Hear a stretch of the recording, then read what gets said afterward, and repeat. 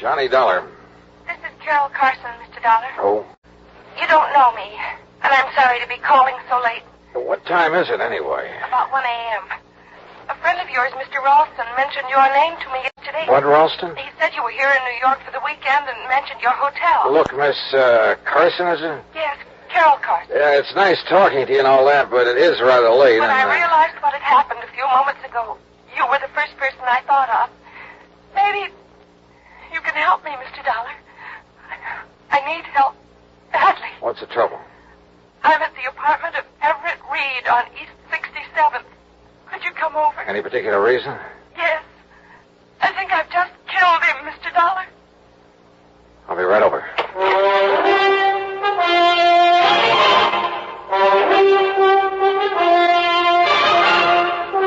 Bob Bailey in the exciting adventures of a man with the action-packed expense account. America's fabulous freelance insurance investigator. Yours truly,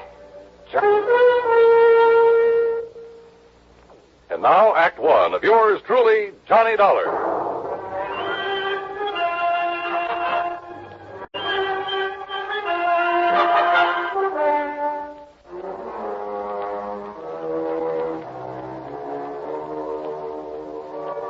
Expense account submitted by Special Investigator Johnny Dollar to the Universal Adjustment Bureau, Home Office, Hartford, Connecticut. Following is an account of expenses incurred during my investigation of the Deadly Doubt matter.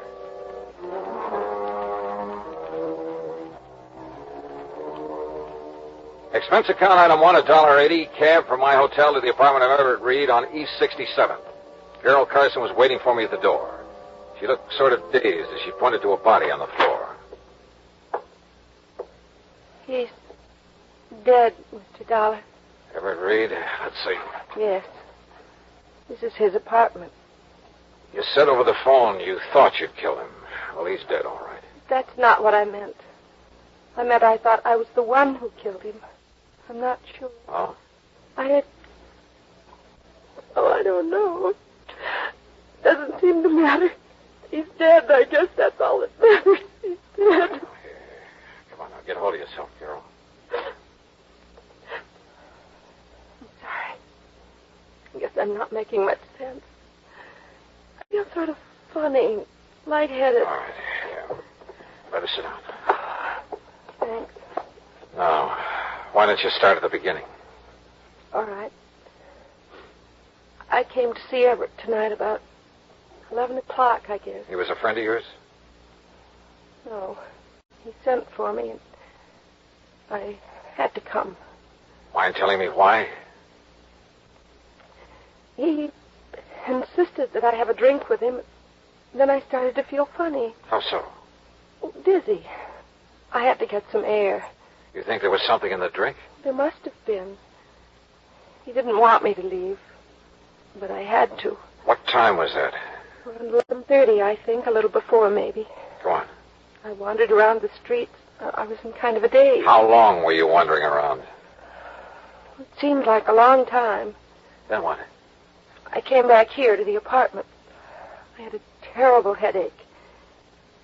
I remember walking in the door and... Well, that's all. That's all? What do you mean, that's all? That's all I remember. I must have passed out. When I came to, I was lying on the floor, and that gun was near my hand. In front of me was... That's when I called you. That's all you can tell me? I'm afraid so. It isn't much, is it? Sure isn't. Mr. Dollar, I can't believe I killed him. I couldn't have... Now, look, Carol. You say you left this apartment a little before 11:30. The police medical examiner will be able to tell the approximate time of death. If you weren't here at that time... But that's just it, Mr. Dollar. I don't know how long I was on the streets. It seemed like a long time, but... Oh, my head was spinning and everything was pretty hazy. Now, look, you gotta remember where you went. Try to think. Oh, it's no good. Wait. Coffee. A cup of coffee. You stopped somewhere for a cup of coffee? I think so. Where? I remember a neon sign on 3rd Avenue. Oh, you gotta do better than that. That's all I remember. Did you talk to anyone while you were walking around? I don't Yes. Yes. Somebody was following me, I think. A man. He was following me for quite a while. He told me his name. Ted? No, Tom.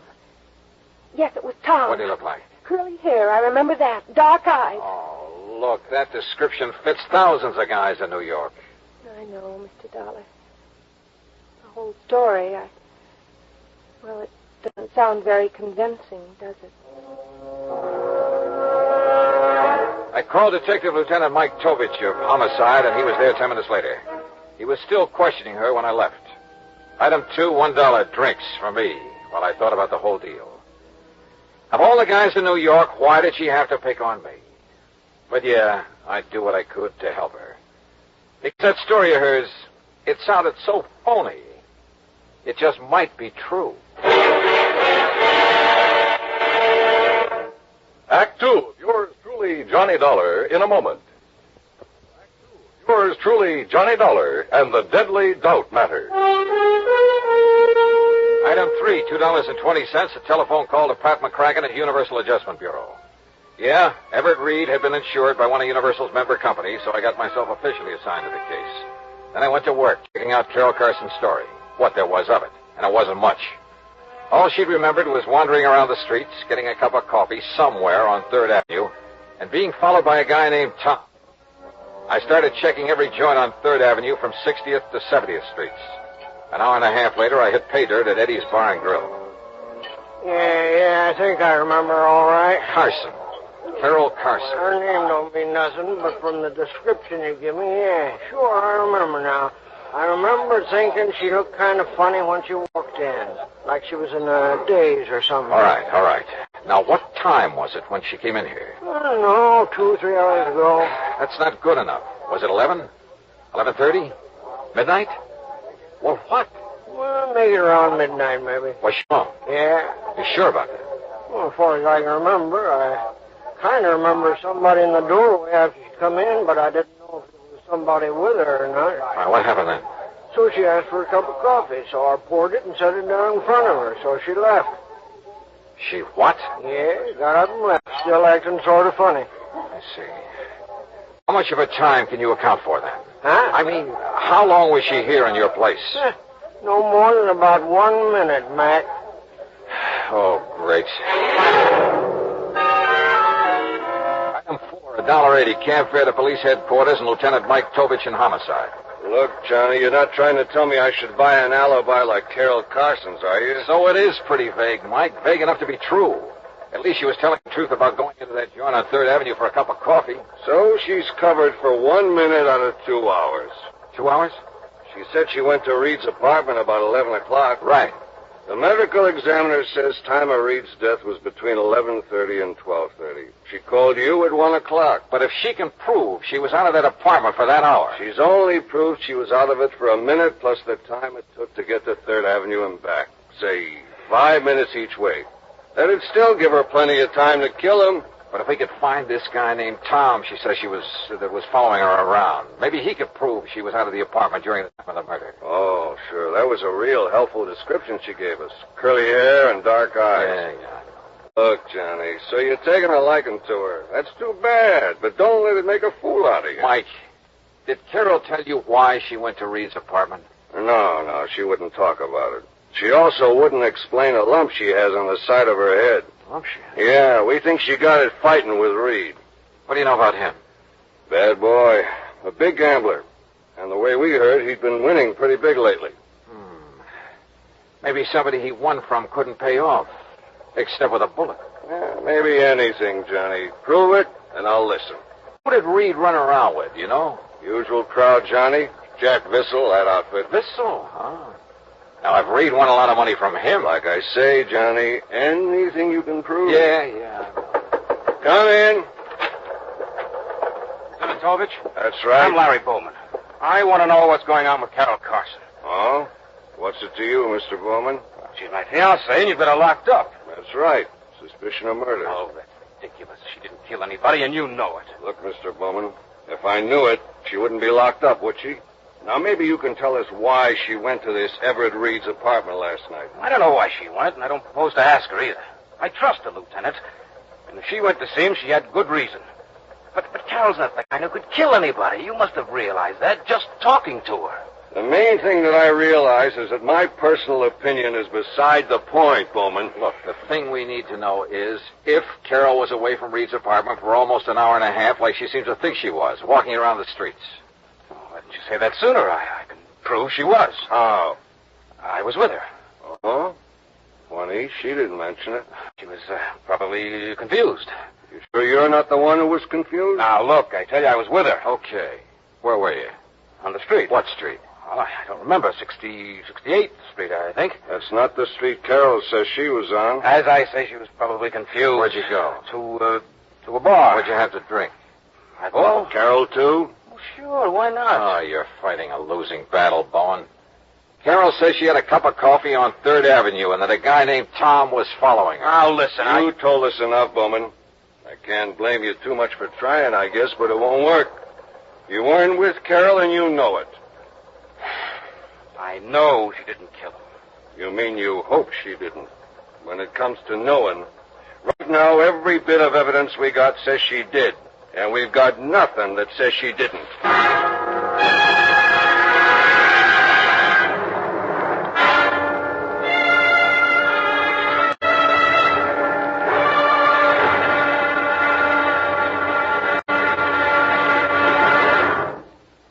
Act 3 of Yours Truly, Johnny Dollar, in a moment.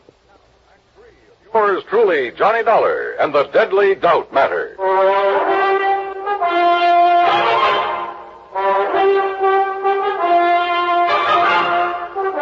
Item 5, 30 cents, coffee for Larry Bowman and me at a little joint around the corner.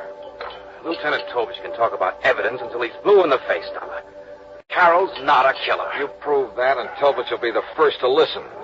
But cooking up phony alibis for Carol is not going to help any. Okay, so it was a stupid thing to do. But I can't just stand by and do nothing. Don't you have any other leads you can follow up? One, maybe. Well, what is it? Reed was a gambler. Could be somebody was losing big to him. Well, Carol's my fiancée. I know she doesn't have that kind of money. Anyway, she doesn't gamble. I wasn't thinking about Carol. Who then? Jack Vissel, for instance. We found out Reed's been seen with Vissel several times lately. Well, you gonna question him about it? I may as well. After all, at this point, we got nothing to lose.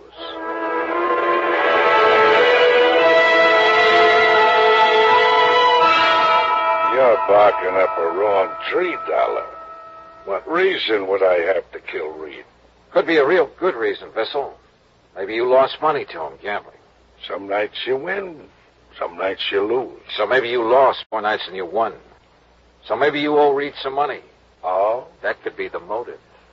Look, Dollar, why don't you take your crazy theory someplace else? Yeah, I owed Reed money. I owed him all of 2 bits. Now, is that enough to bump him off? So I started making the rounds along 3rd Avenue again. But I got nowhere. Nobody remembered seeing her, and nobody remembered the guy named Tom, the one she told me had been following her. 2 hours later, I gave up. I was beat. I went back to my room and flopped on the bed. Yeah? Okay. Yeah? Johnny Dollar? That's right. Who are you? Well, I'm the guy you've been looking for. What? My name's Tom. That ring a bell? It sure does. Are you the one who was walking around the streets with Carol Carson? That's right. I'm her alibi. So I bust my neck trying to find you, and it ends up with you finding me. Well, I read in the papers it looked bad for Carol unless they found the guy who was with her. You didn't show up any too soon, believe me, brother. How long were you with her? Oh, I figure at least an hour. I kept following her, and once in a while she'd stop and talk, but she seemed kind of dazed. Apparently Reed put something in her drink. Anyway, I finally gave up. I figured if it was that tough to get acquainted, what's the use? But you're willing to swear you were with her for an hour? Why, at least. From around 11:30 to after 12:30. That clears her. Come on. Item 6, $1.80 cab fare to headquarters. Tom repeated his statement, and Carol identified Tom as the man who'd been following her. So, it looked like it was all over. I guess I'll never be able to thank you enough, Johnny. Well, if it hadn't been for you... Well, let's just say I'm the stubborn type, Carol. Once I believed your story, I had to follow through on it. Oh, it's hard to realize I'm free. It's been like a bad dream. Yeah. I'll bet Larry Bowman's glad it's over, too. Have you called him yet? No, I'll call him from my apartment. Johnny, all I can say is thanks again.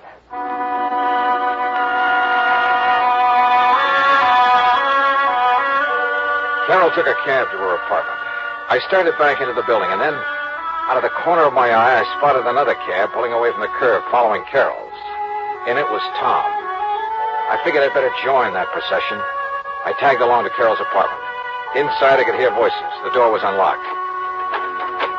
Carol was in the process of handing over some money to Tom. Johnny! Yeah. Looks like I got here just in time to witness the payoff. So you bought yourself an alibi, Carol. No. Now, look, Dollar. You better stay out of it. Carol, I gotta hand it to you. You really had me fooled. Well, you don't understand, Johnny. Don't be a sucker, Dollar. Cut yourself in on the pie. I'm willing to have a partner. What are you talking about? Well, last night when I followed Carol back to Reed's apartment, just as I was leaving, I spotted somebody coming down the fire escape. I followed him, found who he was and where he lived. Then when the story came out in the papers, I realized I knew who the killer was. So I figured I could make some dough out of it. But not as long as Carol was in jail. Johnny, just now when he wanted money to keep him from telling the police, I didn't know what to do. I thought if I gave him what I had, it would keep him satisfied until I could figure... Larry! No! I spun around, but it was too late. Oh! Kicked the open door. It struck Larry's arm, deflected his shot. Before he could shoot again, I nailed him.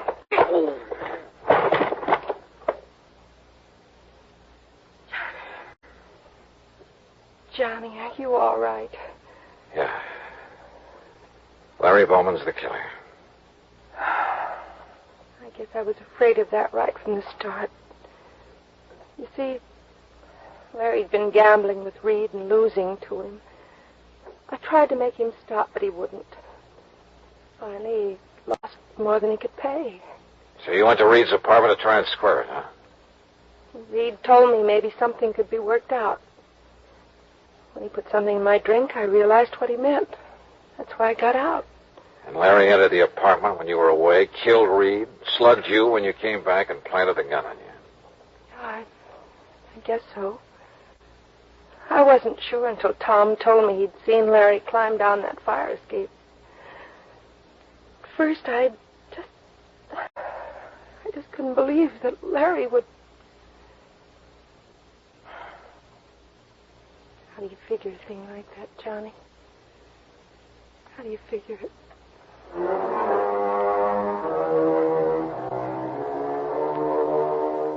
I didn't try to answer that one because I didn't have an answer. It just isn't any. Item 8, $13.40, incidentals and transportation back to Hartford. Expense account total, $41 even. Yeah, Larry Bowman's gambling was a big fat mistake. First with Everett Reed, then in trying to frame Carol. I guess that's the trouble with gambling.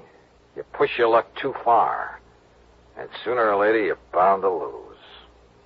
Yours truly, Johnny Dollar.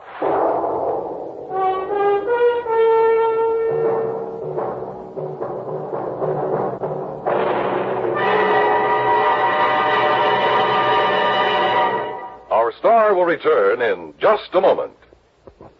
Now, here is our star to tell you about next week's story. Next week, a doting dowager who sets me out on the wildest case I ever handled. Join us, won't you? Yours truly, Johnny Dollar.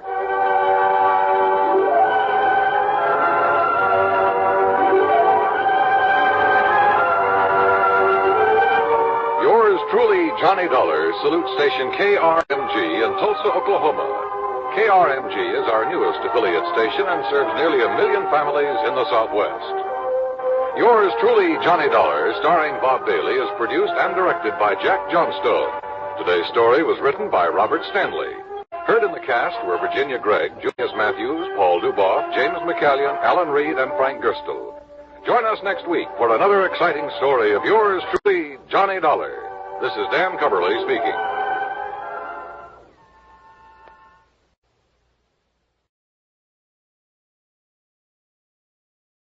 From Hollywood, it's time now for Johnny Dollar. Earl Poorman here. Poorman? Tri-State Life and Casualty. I'm the branch office manager down here. Oh, sorry, Mr. Poorman, but the answer is no. Well, this is an arson case, Dollar, and we're already having to make one payoff on I'm it. sorry, but it'll have to wait. I'm going to get as far away from this New England winter as I can. Well, for that, I don't blame you, but there's no reason you shouldn't come Look, down. I've had a rough year of it. I'm tired and I'm cold. And unless I can get down to where the warm, balmy breezes waft in... Dollar, I have got to have you on this case. There's a lot at stake. Now, my office is down here... No, sir, I'm sorry. You down see... here in Sarasota. I just can't do it, Mr. Poorman. I've already made a plane reservation for Sarasota, Florida. And this is one time I'm going to... Where did you say your branch office is? Sarasota, Florida.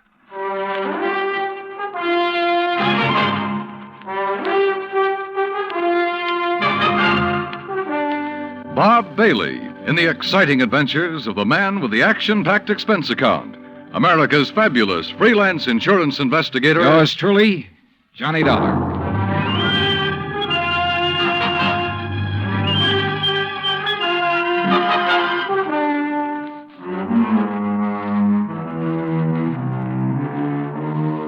Expense account submitted by Special Investigator Johnny Dollar to the Tri-State Life and Casualty Insurance Company, Home Office, Hartford, Connecticut. Following is an account of expenses incurred during my investigation of the burning car matter. Expense account item 1, which I'd thought I was going to have to absorb myself. $129, transportation and incidentals to Sarasota, Florida. It was nearly 5 p.m. when I got there, so instead of checking into a hotel, I taxied, that's item 2, $1 even. I taxied to Earl Poorman's office in the Conroy building. He turned out to be a tall, lanky, easygoing fellow with clear blue eyes and a ready smile. Sit in an office and talk business this time of day? You're in Florida now, Johnny. Well, I thought from your call this was a pretty urgent matter, Mr. Poorman. It is. Arson, you said. Yeah, probably, but here's no reason we can't go out to my little shack on the quay and be comfortable while we talk about it. Besides, Michael wants you for dinner. Mike? My wife, Gertrude. Oh. Come on, my jalopy's right out at the curb. Come on, Johnny. Poor man was a misnomer for this man because his jalopy turned out to be a spanking new Cadillac, complete with air conditioning and all the fixings. And the shack, anything but. It was on St. Armand's Key across Sarasota Bay from the mainland, a beautiful 2-story concrete and stucco job. The big yard backed on a quiet bayou, and there, tied up at a private dock, was a 24-foot lap-strake speedboat, ideal for fishing the Gulf of Mexico. After all, as long as you're down here on expense account. Yeah, but it's charged to your company, remember? Oh. Hey, there she is at the door. Huh? The big, fat, overbearing broad I'm married to. This was another switch. For Earl's wife, standing in the doorway, was the cutest little trick I'd seen in a long time. Petite, pretty, and blonde, and with eyes that you noticed right away because they were almost green. Eyes that suddenly narrowed as she looked at me. And I wondered why. Johnny Dollar, did you say? That's right. Insurance investigator down here to look into those fires. Oh. Any objections? No. Oh, of course not. Just set your bags here in the hall, Johnny. All right, thanks. And wouldn't you like a drink after your long trip? Yeah, and you can get me one, too. Scotch, Johnny? It's Martin's VVO. Oh, great. With soda, please. Sit down. Thanks. I take it Mike isn't too interested in the insurance business, huh? You know, she used to be a singer, dancer. Oh, well, this is a little different.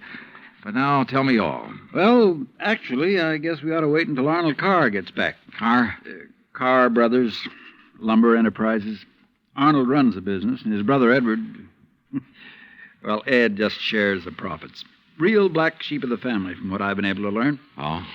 Anyway, they have yards all over the state. There's one here in Sarasota, one up the coast a ways at Fort Pierce, and still another at Arcadia. That's about 40 miles inland, just east of here. And there was one up in Orlando. Was? Completely destroyed by fire a couple of weeks ago. And a $120,000 claim has been filed. Wow. That's where Arnold Carr is then, in Orlando, trying to clear things up. Here's your drink. Oh, thanks. Here, Earl. Yeah.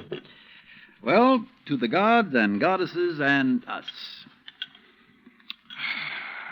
But shouldn't I be up in Orlando then? Arnold's on his way back here now. He lives here. He just went up there to arrange for clearing off and selling the property. You mean he's planning to just pocket the money? If Tri-State pays off, I mean. Looks like it. But I take it you suspect arson. Yes, Earl suspects arson, Johnny, and so does Arnold Carr. At least he says he does, but they have no reason. No? How about the other fires? Or attempted fires? Oh, where? At Arcadia, for one, but they got it out in time. At least that's the way Arnold Carr reported it. The way he Let tells it... me tell it, Mike. Oh. There was another at the yard here in Sarasota. Arnold himself discovered it one night when he was just driving around. But nothing to indicate it was attempted arson. No, Well, and the authorities up in Orlando found no indication of it there. Mike, you know as well as I do that a lumberyard fire will obliterate signs of arson better than any other kind of fire in the world. Yeah, but she has a point, though, Earl. Unless there's some evidence of arson. Of course. Yeah, why send for me? Well, mostly because... Actually, because Arnold Carr suspects him. But he's given you no real reason. None at all. I think he has a real reason, but he just won't tell us. Wait till you see him. He's going to call when he gets in. We'll run over to his place on Longboat Key. What about his brother? Edward, did you say? I've never met him. He's always stayed in Orlando. I was wondering if he might tell things that Arnold is holding back. Edward Carr wouldn't know anything. You can never be too sure. Look, why can't you agree with me for a... that must be Arnie now. Excuse me. Hello. This is Arnold Carr. Oh, hi, Arnie. Johnny Dollar arrived, so we'll be... Well, here, I'll let you talk to him. Here, Johnny. No. Okay.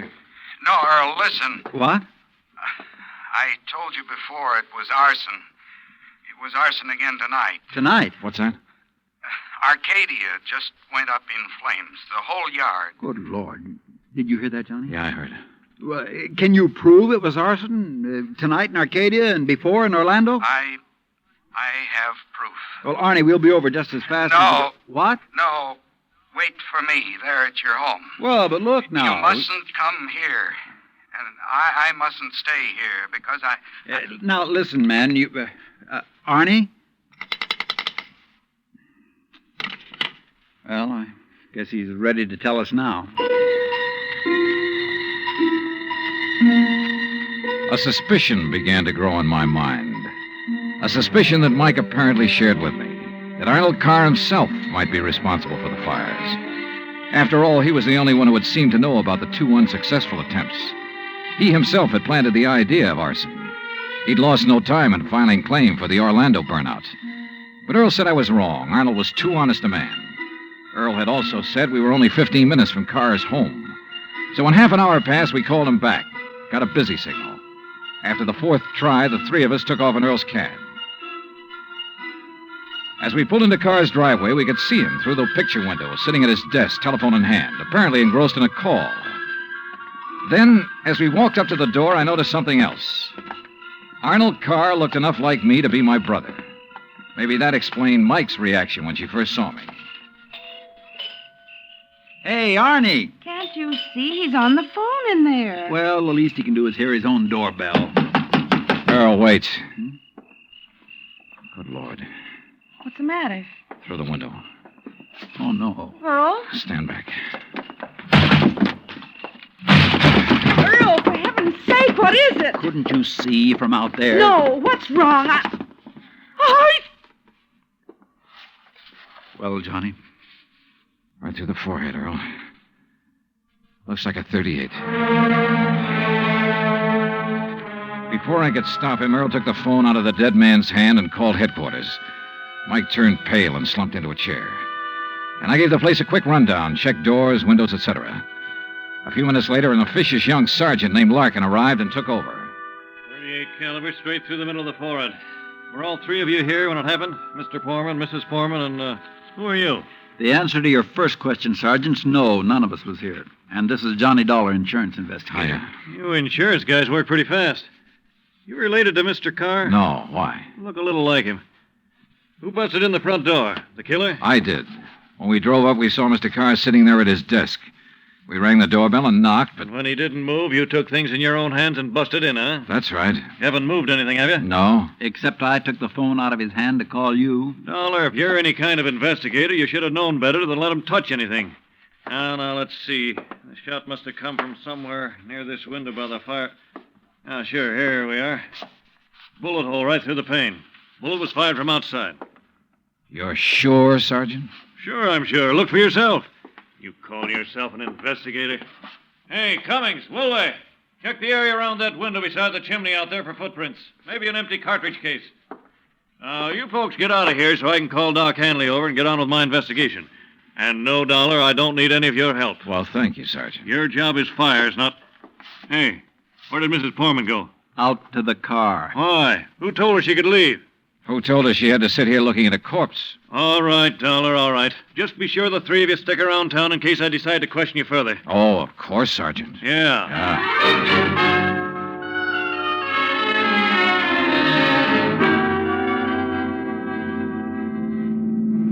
Not shot by somebody standing outside? What do you mean, Johnny? Oh, I spotted that bullet hole in the window, too. So? I also noticed there were no particles of glass on the inside sill. But there were some on the outside? Yeah. The shot that made that hole was fired from inside that room to make it look as though it had come from outside. Then somebody was in there with Arnold Carr. Yeah. Either somebody he let in or who had normal access to the house. And he had to stop Arnold from talking about the fire in Arcadia. Hey, how much do you know about his brother, Edward?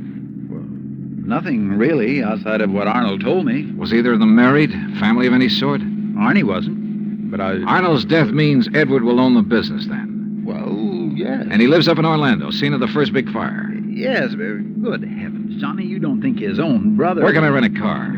Take Mike's Chevy. It's in the carport at the house. But what are you going to do? Drive up to Orlando by way of Arcadia.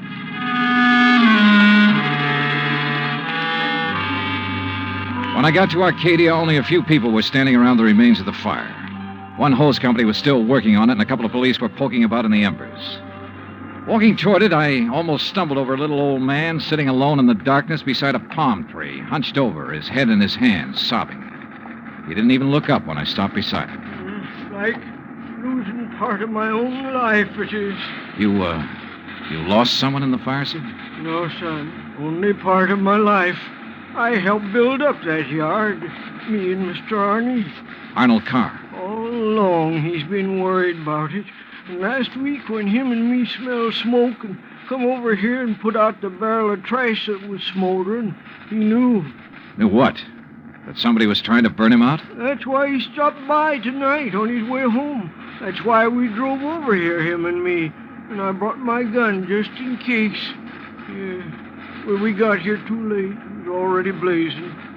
And when he seen the automobile pulling away... What auto? Yes, Frank, he said to me. I knowed he was the one trying to burn me out, he said. Who, old-timer? Who do you mean? He didn't say. Then he called the fire department. That car that pulled away, what was it? Just a auto, big white Buick. But he tied it in with whoever set the fire. All he said was, I knowed he was the one. Do you know who it was he meant? Well, he told me even if I did know, I should never tell.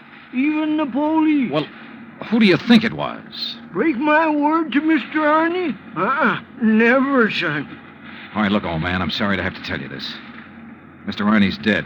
What? But he can't be. He was... You. Huh? Maybe you thought in the darkness I would know you. But I do know you. Oh, now, just a minute, old-timer. If Mr. Arnie's dead, it's because you killed him. What? Just like you set the fires. No, I'm not who you think I am. And I'll kill you. That's what I'll do. Put down that gun. I'll kill you.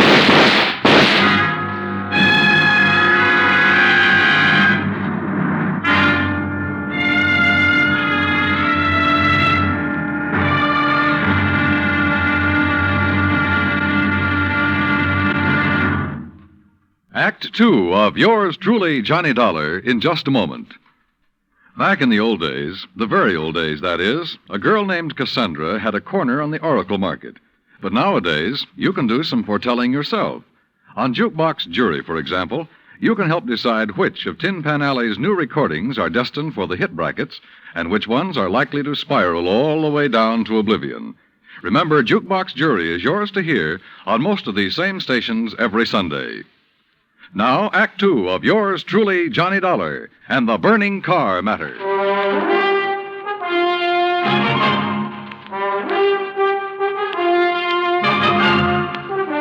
Expense account, item 3, $5.15, gas for the borrowed Chevy to keep me going to Orlando. Either the old man's eyesight was bad or he was just a lousy shot. Either way, it was okay by me. I hated to slap him down, but there was no point hanging around Arcadia trying to explain things to the local authorities. So after making sure I hadn't really hurt him, I appropriated his gun and took off fast. He'd thought I was someone else. Even I had noticed a family-type resemblance to myself in Arnold Carr. Sergeant Larkin had asked me if I was related to him. And now the old man at the fire had apparently thought I was the one who... Oh, well, I'm afraid I made the rest of the trip to Orlando in somewhat less than legal time. And at police headquarters, I barged into the office of Lieutenant Cal Hudson without bothering to be announced. So early in the morning? Sit down while I finish up a report, Mr. Carr. Thanks. I was trying to reach you, but we got no answer to the phone at your house. Well, that's very interesting, Lieutenant. I'm afraid I have the painful duty of notifying you that your brother Arnold down in Sarasota last night... Why did you say very interesting, Mr. Carr? Or had you already learned... Well, I'll be doggone. Yeah. You're not the first one. Who are you? Johnny Dollar, insurance investigator. I can't believe it. Dollar, you look enough like Edward Carr to be his twin. You even sound a lot like him. I take it you haven't located Edward yet? Well, no. Lieutenant, I think Edward Carr is the firebug we're after. And the killer. Wait a minute. Briefly as possible, I told him of Arnold Carr's phone call to Earl Poorman. His emotional upset just before he was killed. I told him Arnold had been murdered by someone inside the house, someone close to him. And that everything indicated that someone could very well be Edward Carr. That's still all just theory, Dollar, without any proof. Well, I will admit that Edward is a pretty worthless playboy living off the profits of the lumberyard.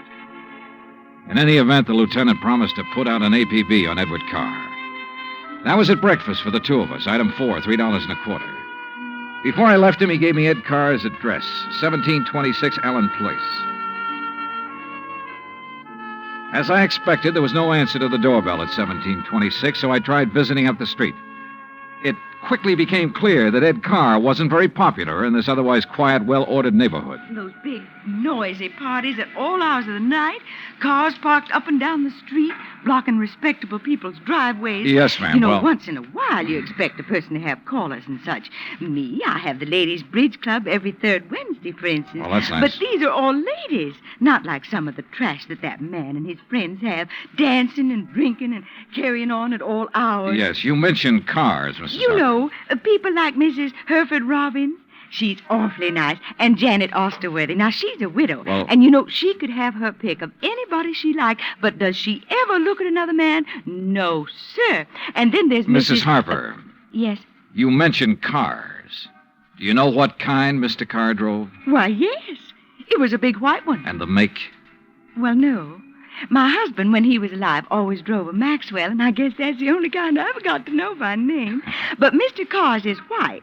Only I guess that isn't much help to you, is it? All the white cars here in Florida, I mean. Look. Now, even that blonde hussy who's around him all the time drives a white car. Oh, I really shouldn't use a word like that, though, should I? But it fits. Wait a minute. What blonde, Mrs. Harper? Mr. Dollar, I don't pay any attention to people like that. Why, you'd think she owned that house of his, the way she keeps popping in and out all hours as if she belonged there. Mrs. Harper. And drives all the way up from Sarasota, too. Do you know who she is? I do not. I refuse to pay any attention to people like... And the way she dresses, too, like a newly rich chorus girl with all her fancy clothes and furs and things. How do you know she comes from Sarasota? By the license on her car, of course. Every city has its own number. You know that very well. And hers is 12WW something. And you don't know her name? Of course not. Flaunting all those expensive furs as though she bought and paid for them herself. And if there's anything I hate to see, it's a little shrimp loaded down with furs. Now, a tall person like me... And well, her thanks. Eyes, oh, if there's anyone I don't trust, it's a person with green eyes. Well, Thank you, Mrs. Harper. Her description of Carr's girlfriend stopped me in my tracks. That description could fit Mike Poorman to the letter.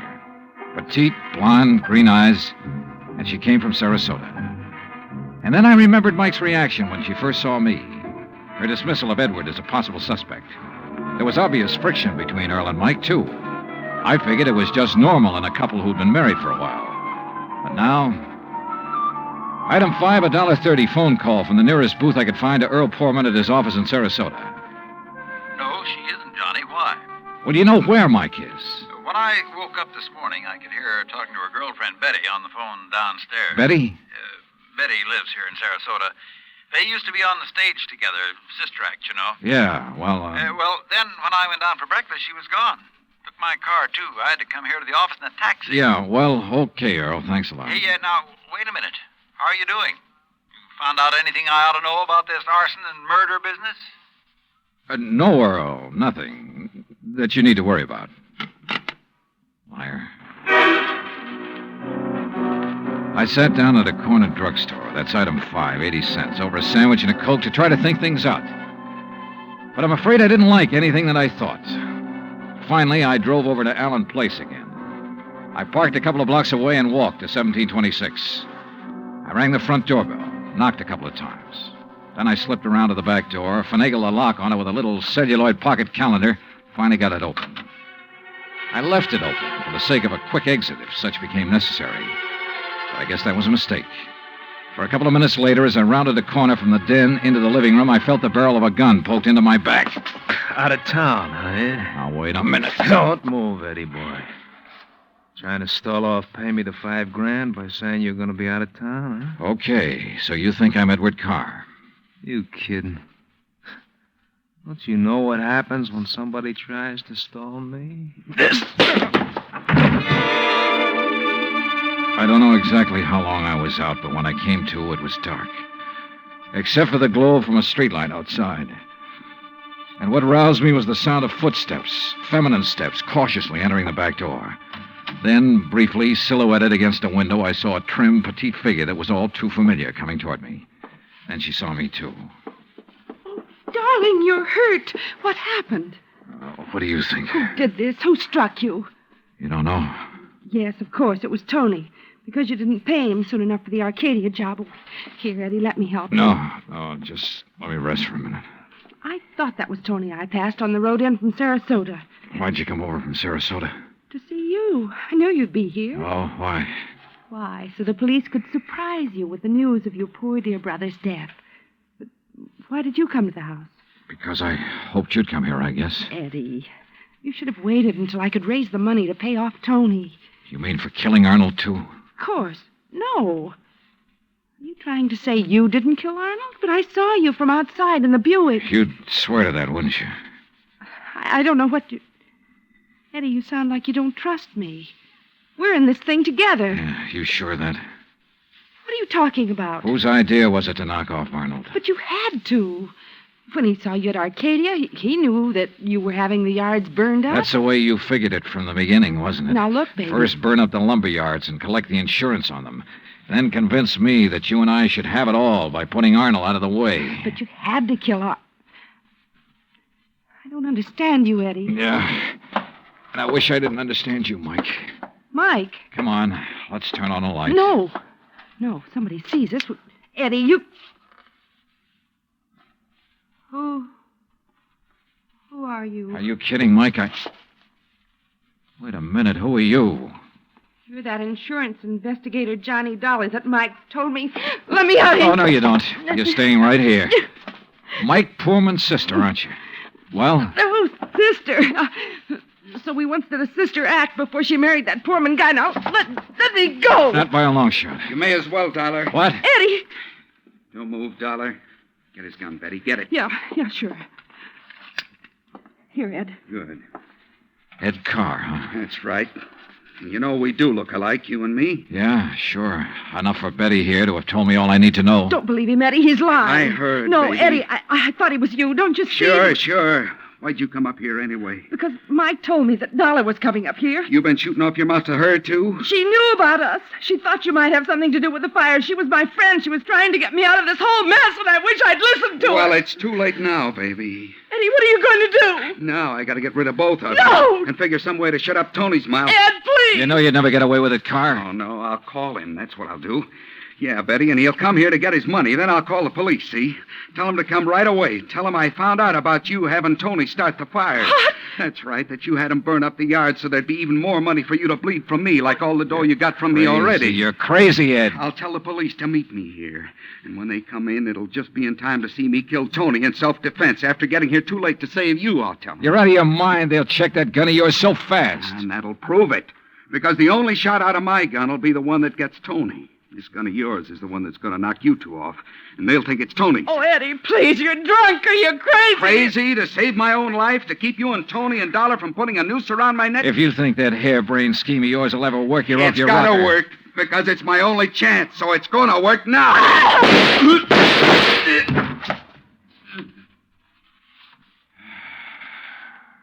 Thanks, Lieutenant. I'm afraid I was too late to save her, Johnny. Yeah. But Eddie Carr lived to face a jury. What brought you here, anyhow? I did, Johnny. Mike, stay there.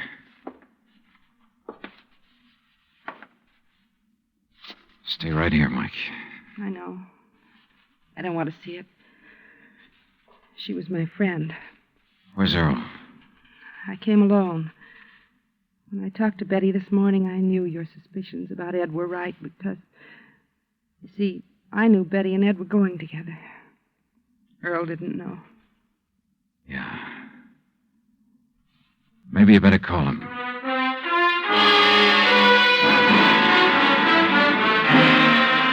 Expense account item 6, $9.80, gas and incidentals for the drive for the two of us back to Sarasota. Remarks? Betty, of course, has already paid for her part in the deal, and I guess it's pretty obvious what'll happen to Ed Carr and Tony Ricardo. The insurance money in the Carr estates will be distributed according to Florida law. Further remarks? The apparent friction between Earl and Mike was only part of a normal married life. They're a pretty nice pair. Oh, and I thoroughly enjoyed 3 days of fishing in the Gulf, thanks to Earl. Expense account total, including all the incidentals I could think of, $385.26. Yours truly, Johnny Dollar.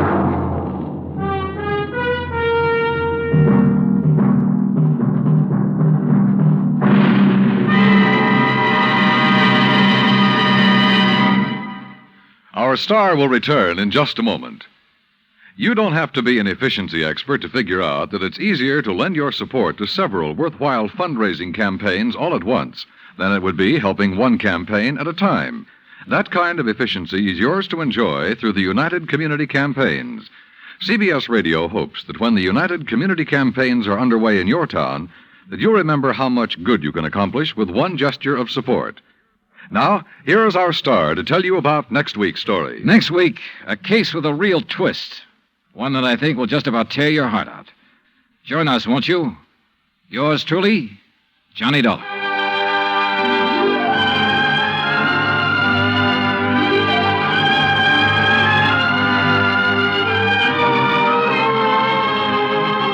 Yours truly, Johnny Dollar, starring Bob Bailey, originates in Hollywood.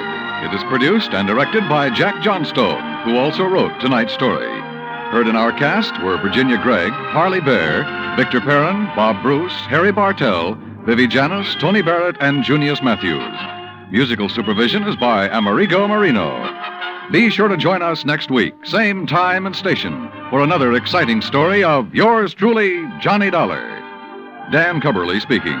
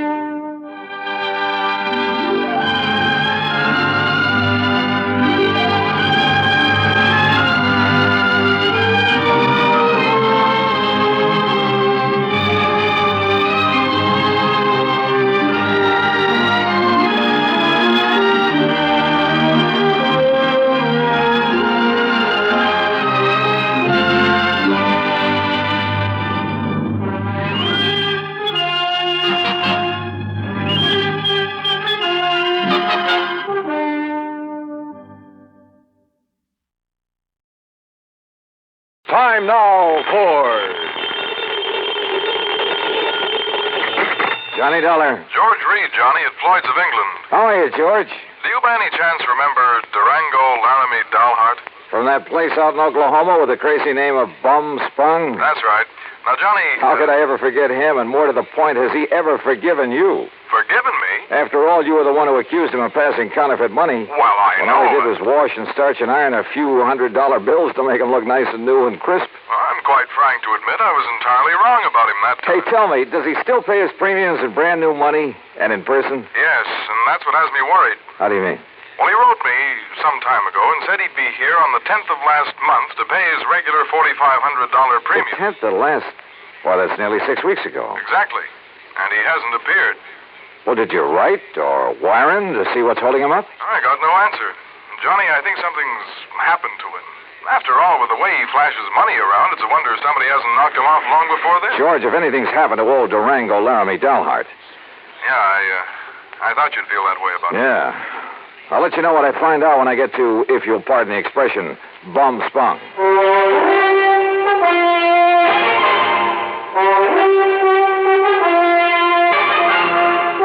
Bob Bailey, in the exciting adventures of the man with the action-packed expense account, America's fabulous freelance insurance investigator. Yours truly, Johnny Dollar. And now, Act One of yours truly, Johnny Dollar.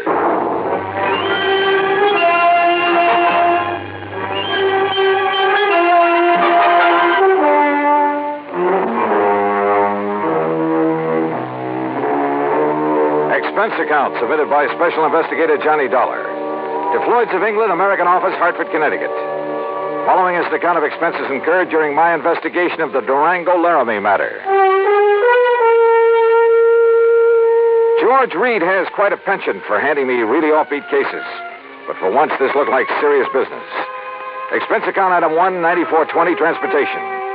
I arrived in Enid, Oklahoma shortly after 4 a.m. Item 2, $1.85 for breakfast. Item 3, $50 deposit on a rental car. I headed due north on Highway 81 across some of the flattest plains country I've ever seen that I hadn't expected to see again so soon. About 26 or 7 miles further on, after crossing what remains of the Salt Fork of the Arkansas, I spotted the familiar weather-beaten sign indicating that Bum Spung was somewhere up a rough dirt road to the left. Bum Spung, named by the Indians. It means bad water. And finally, there it was, the same old broken wooden fence surrounding a couple of acres of poor sandy ground. The same ramshackle house, the broken-down barn, propped up in spots with timbers. And in the yard were the same 2 sad-looking cows I'd seen on my previous visit. The swayback horse and the friendly, mangy, toothless hound, some decrepit-looking chickens. Bum Spung, so-called ranch of Durango Laramie Dalhart, who'd made it in oil and who chose to settle down in this lonely, desolate spot. And standing there looking at it, it was hard to believe that the inside of the huge unpainted house was clean, modern, well-furnished, thanks to his niece Carol, who occasionally came up to see the old man. As I swung aside the sagging wire gate, I wondered if she was here now. I wondered if anyone was here, but not for long. Durango! Durango, it's Johnny Dollar. Stay outside that fence, you meddling young varmint. This here now is private property. Wait a minute. You're not Durango. I came here to see Durango Laramie Dalhart. Oh, you did, eh? Well, Durango ain't here. Now, look, you. Oh, you shut up that gate and drive away from here. You see this here now, 30-30? Drive away? After you've blown a hole in one of my tires? I did, eh? Well, I guess that wasn't very sociable, now was it? Hey, look, lower that gun for a minute, will you? Oh, no, you don't. No, you don't. You try anything funny and I'll let you have it. Only, I guess it is up to me to fix that there tire for you, ain't it? Huh? After all, as long as I done it. Now, let me take a look and make sure you just ain't up to some trick here. Yeah, but I am. Hey! Just give me that gun now. Oh, no, you don't. No, you... Okay. Now, who are you and what are you doing here and where's Durango? My hoppers, sonny. You sure pack a punch. Stop talking, mister. Who are you? Who am I? Cy Widener Wilson, that's who I am. Who'd you think? And who are you? Johnny Dollar, insurance investigator. What are you doing here? What am I doing here? Why, old Durango sent me a telegram, that's why. Oh, yeah? Sure. Here now. Read it for yourself. To Mr. Sidewinder Wilson, Gunsight Oil Field, somewheres near the Petterdale River, Texas. Yeah, that's where the field is, and that's where I got this telegram. Get yourself up here to Bumspung. That's what he says. Take care of my ranch for a while and get here fast, signed Durango. Yeah. Now, you satisfied? Just who are you, Sidewinder? Who am I? Durango's oldest, bestest friend is all. Known him since we rigged together in the oil fields before he made his gold strike up in Colorado, that's who. So when he tells me to come up here and take care of things, I come, that's all. What'd you expect? But now look here, Johnny, is what you say your name is? Johnny Dollar. Yeah, well, there's something I don't like about Durango's going away this time. What do you mean? What I mean? Well, I mean the way he must have left in a powerful hurry, that's what. You know Durango pretty good? Pretty good. Well, can you see him leaving this nice house of his'n with all the doors and windows unlocked? He wasn't here when you arrived? No, sir. He'd already went away. And can you see him leaving no food around for the cattle and Methuselah and Primrose? Methuselah and Primrose? What is this? The horse and this nice old dog here. And what about the tractor? Just sitting out there in the field, plows down halfway up a furrow. What are you getting at, Sidewinder? What am I getting at? I'm saying he must have left in an awful hurry, that's all.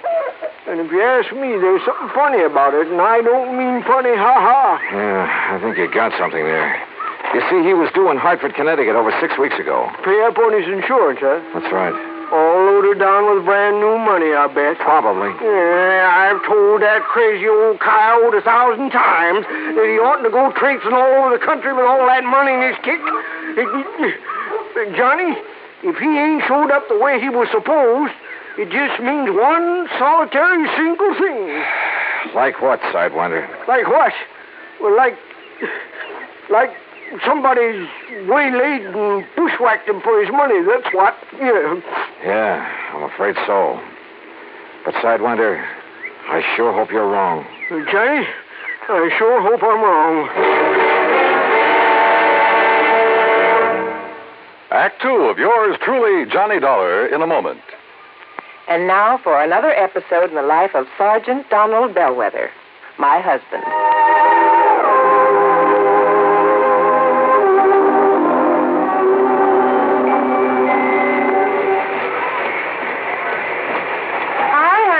Fix the windshield wipers? I sure did, Reba. How's that? Oh, you fixed them. Good for you, Donald. Thank you, my dear. Well, that's that. Now, if it rains, we're prepared for it, huh? I feel better now. Oh, me too. A driver has to see the danger if he expects to avoid it. That's right. And also keep the back and side windows clear in rain and snowy weather. That's right. Oh, how about the horn? The horn? The horn doesn't work, Sergeant. Aren't you going to fix it? No, I don't think so. Frankly, Reba, I hate horns. Whenever there's a traffic jam, the first thing some guys do is blow their horn. Which does absolutely no good. Of course not. All it does is jar everyone's nerves. No, I don't think I'll fix the horn. Oh, but now wait a minute, Don. Hmm? Look, supposing we're driving along and suddenly we see a youngster on his bicycle headed right out into the street. Sounding that horn will warn him and possibly avoid a tragic accident. Yes, that's true, but... Or supposing we're driving on the highway, and just as we're about to pass a car, that car decides to pull out into our lane and pass the car ahead of him. He obviously doesn't see us, and he won't hear us shout. But one little beep on that horn, and he'll automatically scoot back and avoid a collision. Reba, you've convinced me. Even though it can be a nuisance, the automobile horn is a necessity. Then you'll repair it? Immediately. Oh, that's my Donald. That's my doll.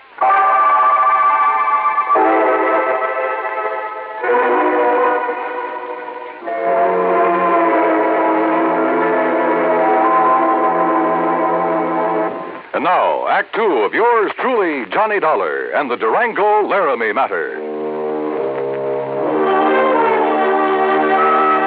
Durango Laramie Delharts, cradle character from Bumspung, Oklahoma, gone, disappeared. His pal, Sidewinder Wilson, a bit of a character himself, had no idea what might have happened to him, but feared the worst. And I had to agree that his fears were justified. But tell me this, Sidewinder, have you heard anything from Durango's niece, Carol? You mean that pretty little gal fixed up this place for him so nice, kind of looks after him? That's the one. Well, say, don't she live down to Enid? Enid, yes, runs a gas station. That's right, sign of the Flying Red Horse. Come on, help me fix this tire. We'll drive back to Enid. Well, I'll help you fix the tire, but I'm staying right here. Oh, why? Why? Because Durango's trusted me to take care of the place.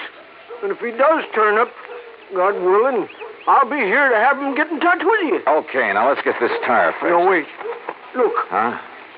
See that fancy convertible coming up the road? I not only saw the convertible, but more important, who was in it, who pulled up alongside the fence and stepped out. She was 23 or 4, a tall, slim brunette wearing a neatly tailored skirt, a tight-fitting silk blouse. Neat, trim. She looked like she'd just stepped out of Charles of the Ritz. Well, how's these dog-breasted Johnny? Carol, how are you? You couldn't resist my fatal charms. I couldn't stay away. With that. Oh, now, wait a minute. What's the matter with you? You don't like that? Oh, no, come here, Gal. Now, Johnny, Yeah? Carol? Oh, Johnny. Gee, I missed you. Oh, you shut up, Sidewinder. Johnny. Mm-hmm. By gum and by gory, Durango could see Durango. Oh, yeah. Carol, listen to me. You going to propose, Johnny? Where's Durango? Have you heard anything from him since he left here 6 weeks ago? He went to Hartford. But he hasn't arrived there. Oh, now don't you start worrying none about old Uncle Durango or anything. You sure, Johnny? I'm sure. That crazy old goop setting out across the country with over $50,000 in money in his pants. He ought to know better than to... Oh, Johnny, do you think something's happened to him? Yes, me. I think somebody's killed him for that money. Oh, no. You haven't heard from him since he left? Only a postcard from Chicago where he stayed overnight at some fancy hotel. And, Johnny, that wasn't like him. What do you mean? Oh, it was before he went straight to Hartford. That real estate man was from Chicago, Carol. What real estate man? Oh, he used to come out here looking for people with oil money. Tried to get Durango to invest in real estate, Florida, New England. Well, what did his postcard say? Nothing, really. Just that he was staying overnight. And before he come back, he was going to look at Ong's hat. Who is Ong? Oh, he was always writing silly stuff like that. I don't know. Ong. Oh, Johnny, what do we do? Where's the nearest phone? Back in Enid. Then come on, that's where we're going.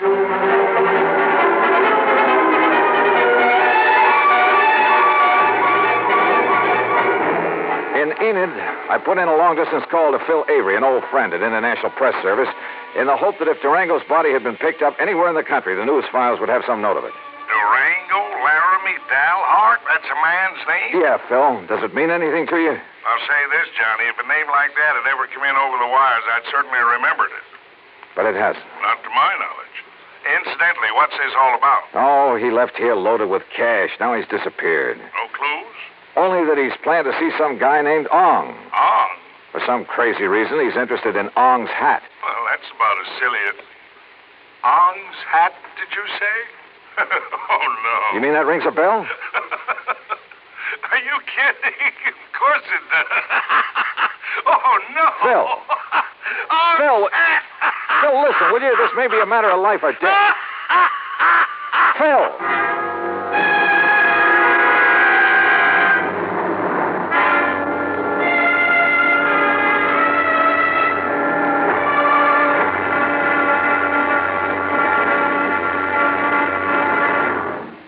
Act 3 of yours truly, Johnny Dollar, in a moment. And now for another episode in the life of Sergeant Donald Bellwether, my husband.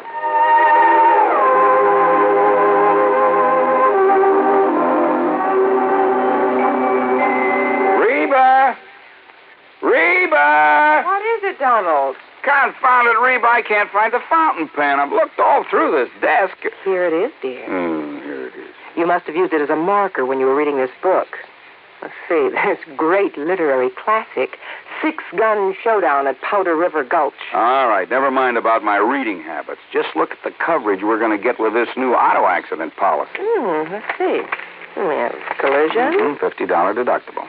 Fire, theft, public liability, property damage, medical benefits. In other words, we have complete coverage. That's right. Of course, it's going to cost us money. I'm sending the company a check right now. Gee, it's too bad we don't live in Rhode Island.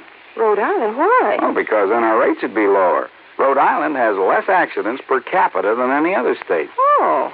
Well, which state has the highest? Let me see. Here it is, Nevada. No, by golly, Nevada's second highest. Alaska has the most. Really? I didn't know that. Mm-hmm. You know, it's just too bad we can't eliminate traffic accidents completely. Not only would it save life and limb, but it'd be a lot less strain on the pocketbook. Yeah, that's for sure. These automobile accident policies get more expensive every year just because there's so many costly accidents. Well, I'm glad we've got some good insurance coverage, Donald, but just remember one thing. Oh, what's that, honey? Well, some auto accidents ruin a fender, and some ruin a family. Yeah, that's true. Very true. Well, as far as I'm concerned, I don't want any of your old insurance money. I want you here at home, safe and sound.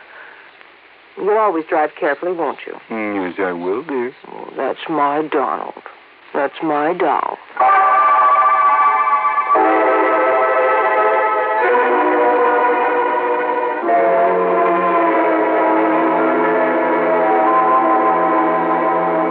And now, Act 3 of yours truly, Johnny Dollar, and the Durango Laramie Matter.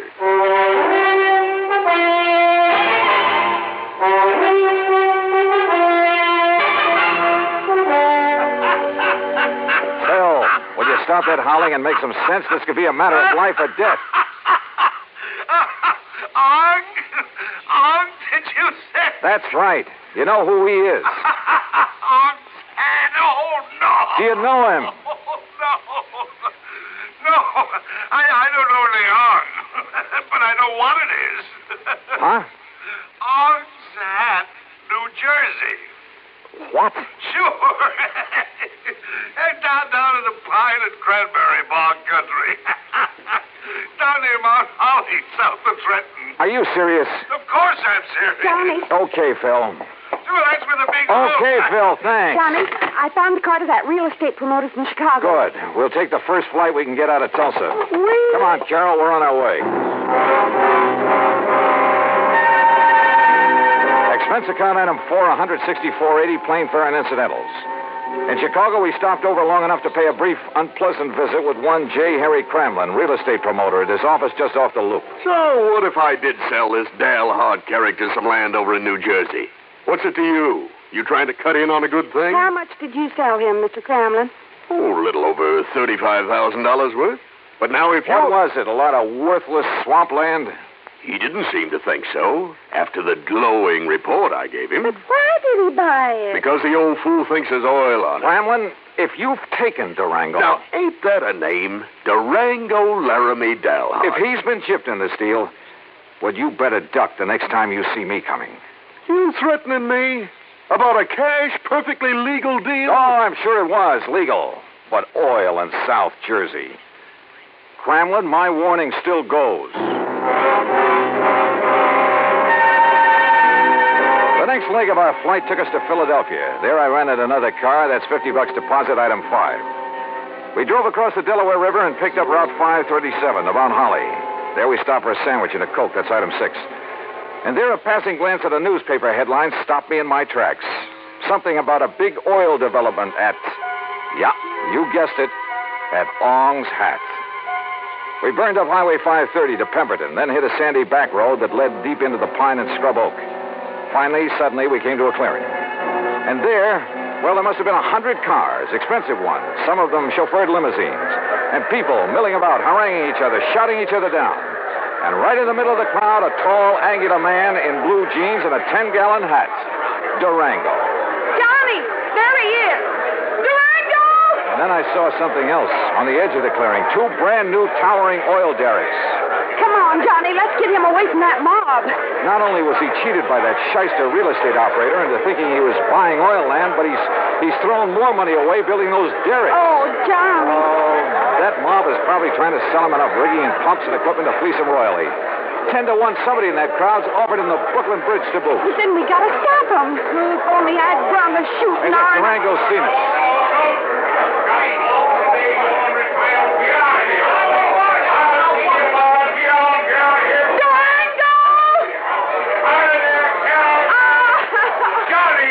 Hi, Durango. Durango. Well, what's the dog black blasted tarnation ever brung you out for this godforsaken country, huh? Oh, Durango, you old skunk, you're all okay. Why, sure I am. Come on in this shack here so we can get away from this blasted crowd. Come on. You look here, Johnny. What are you doing with my little Carol, huh? I'll tell you, Durango. You sneak out to Enid behind my back and hitch up with her? All right, get on in there now where we can have some peace. Just sit down where you can. All right now, you young rascals. Is that what you done? Gone and got married? Well, of course not, you old goot. Oh, well, doggone it, that's what I was hoping for. Oh, goot. Well, don't you give me that, gal. I know how you was talking ever since Johnny come out to Bum Spung last year. Durango, you What'd shut you up. say? I'm afraid this trip is on business, Durango. Business? With a pretty gal like Carol here? And how'd you two get here, anyway? Johnny brought me on the plane, but what difference does that... Oh, he did, eh? Transported you across state line, huh? A whole lot of them. And there ain't no law about that. Right, Jake, you two are going to have to get married. Durango. And I'm just the one to see that you do. Durango! I don't carry this old 6-gun for nothing. Durango, will you shut up and let Johnny tell you why he's been looking all over for you? What do you mean, looking, Jake? Huh? Durango, you've been had. Me? By the crook who told you this was oil land. Johnny, I knowed it weren't the minute I seen it. But you put up derricks, and they must have cost you... Sure, they cost me plenty. It just, a funny thing happened. Oh, now, wait a minute. Sir, the minute the folks got wind of me, a millionaire oil man from Texas and Oklahoma putting up the derrick, Johnny, on my word of honor, I've told every one of them people, I've told them that there ain't no oil here. You mean you Yes, already... sir, I've told them till I was blue in the face. Durango. But would that stop them? That wouldn't stop them from wanting to buy this land away from me, no, sir. And you've been selling it? Why, sure. I told them it was no good, but I just couldn't stop them. And so far, I've come out a mite over $65,000 to the good. Wait a minute, I say. Yeah? Johnny Dollar, are you here to buy a piece of my land or to marry my little Carol here? Oh, now, Durango. Believe you me, it better be both. Now, how about it?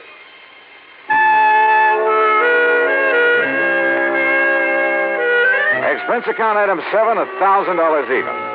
The company now owns a small hunk of land in Ong's Hat, New Jersey.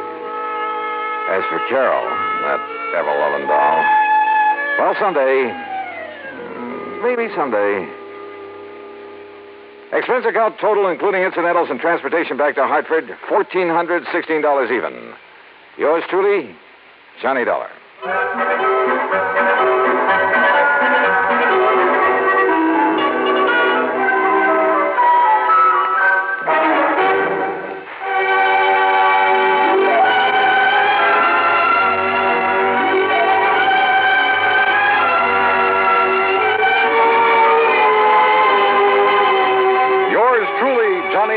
Starring Bob Bailey, originates in Hollywood and is produced and directed by Jack Johnstone, who also wrote today's story. Heard in our cast were Virginia Gregg, G. Stanley Jones, Junius Matthews, Alan Reed, Frank Nelson, and John McIntyre. Be sure to join us next week, same time and station, for another exciting story of yours truly, Johnny Dollar. This is Dan Cubberly speaking.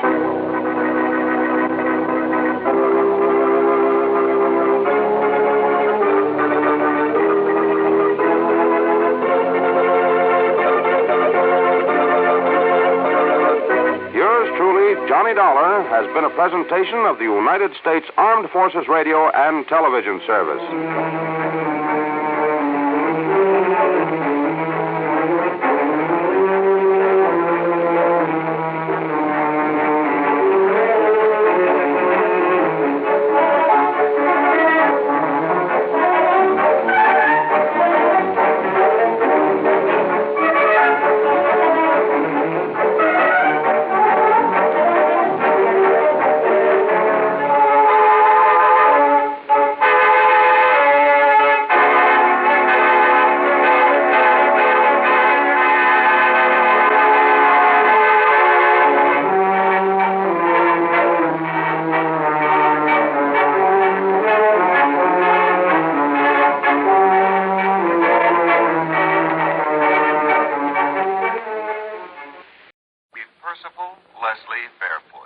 Percival, what? He's head man at Tri-Western Life Insurance Company in Eugene, Oregon. Oh, brother, with a name like that. What's bothering the dear boy, Pat? Exactly $50,000. Yeah, how'd he lose it? He didn't. He wants to give it to the beneficiary of a life insurance policy. What's the name of this beneficiary? Jonathan Doe, also of Eugene, Oregon. John Doe? Now, wait a minute. That's You right. sure this isn't a gag of some kind? Hardly. I have a photostat of the policy right here in front of me. Okay, Pat, I'll take your word for it. I also take it that Percy wants to hand over the money but can't find this John Doe. Right. But maybe you can. Expense account at my usual commission based on face value of the policy? Well, Johnny, we usually make that percentage deal on whatever you may be able to save the company. But in this case, you'll stretch a point and give it to me. I didn't say Okay, that. Pat, it's the deal. I'll be in touch. Johnny!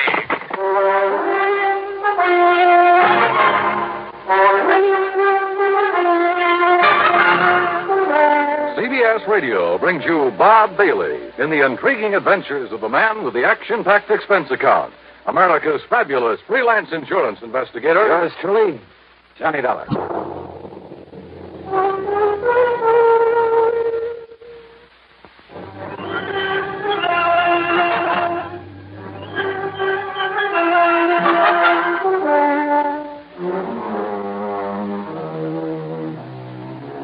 Expense account submitted by Special Investigator Johnny Dollar.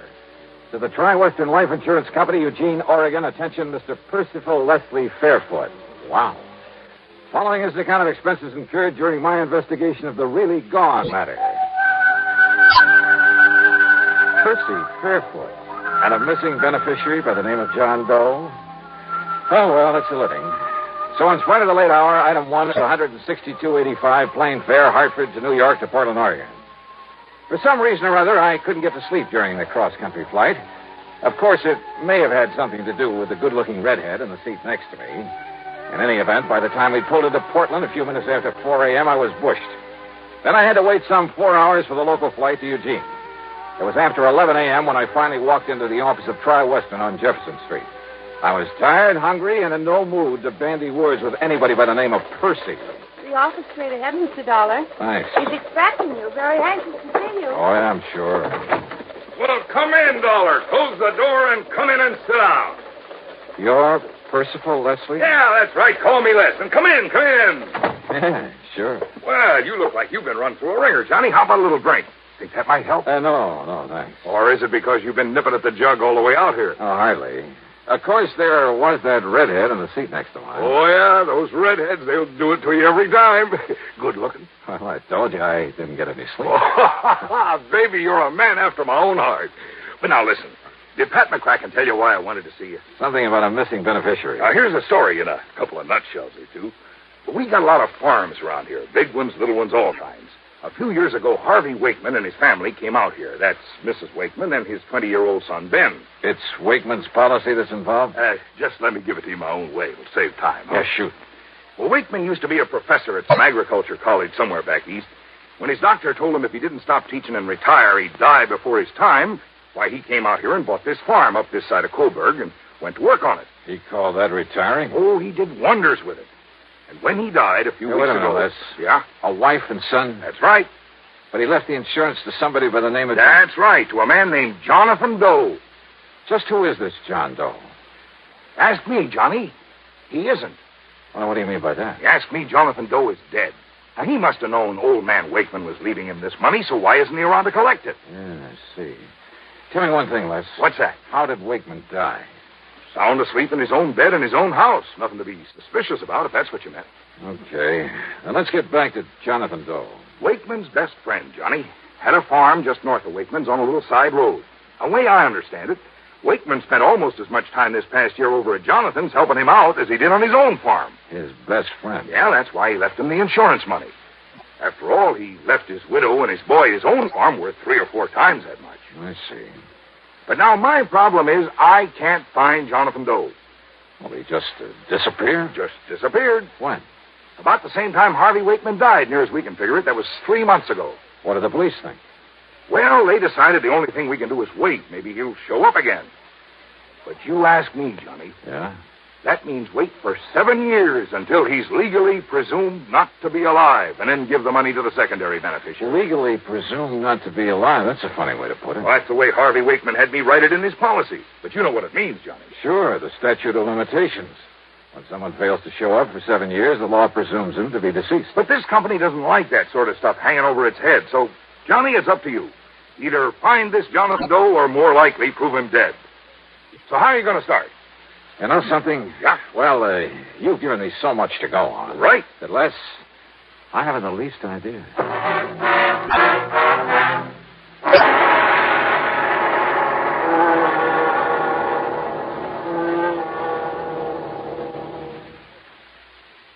The really...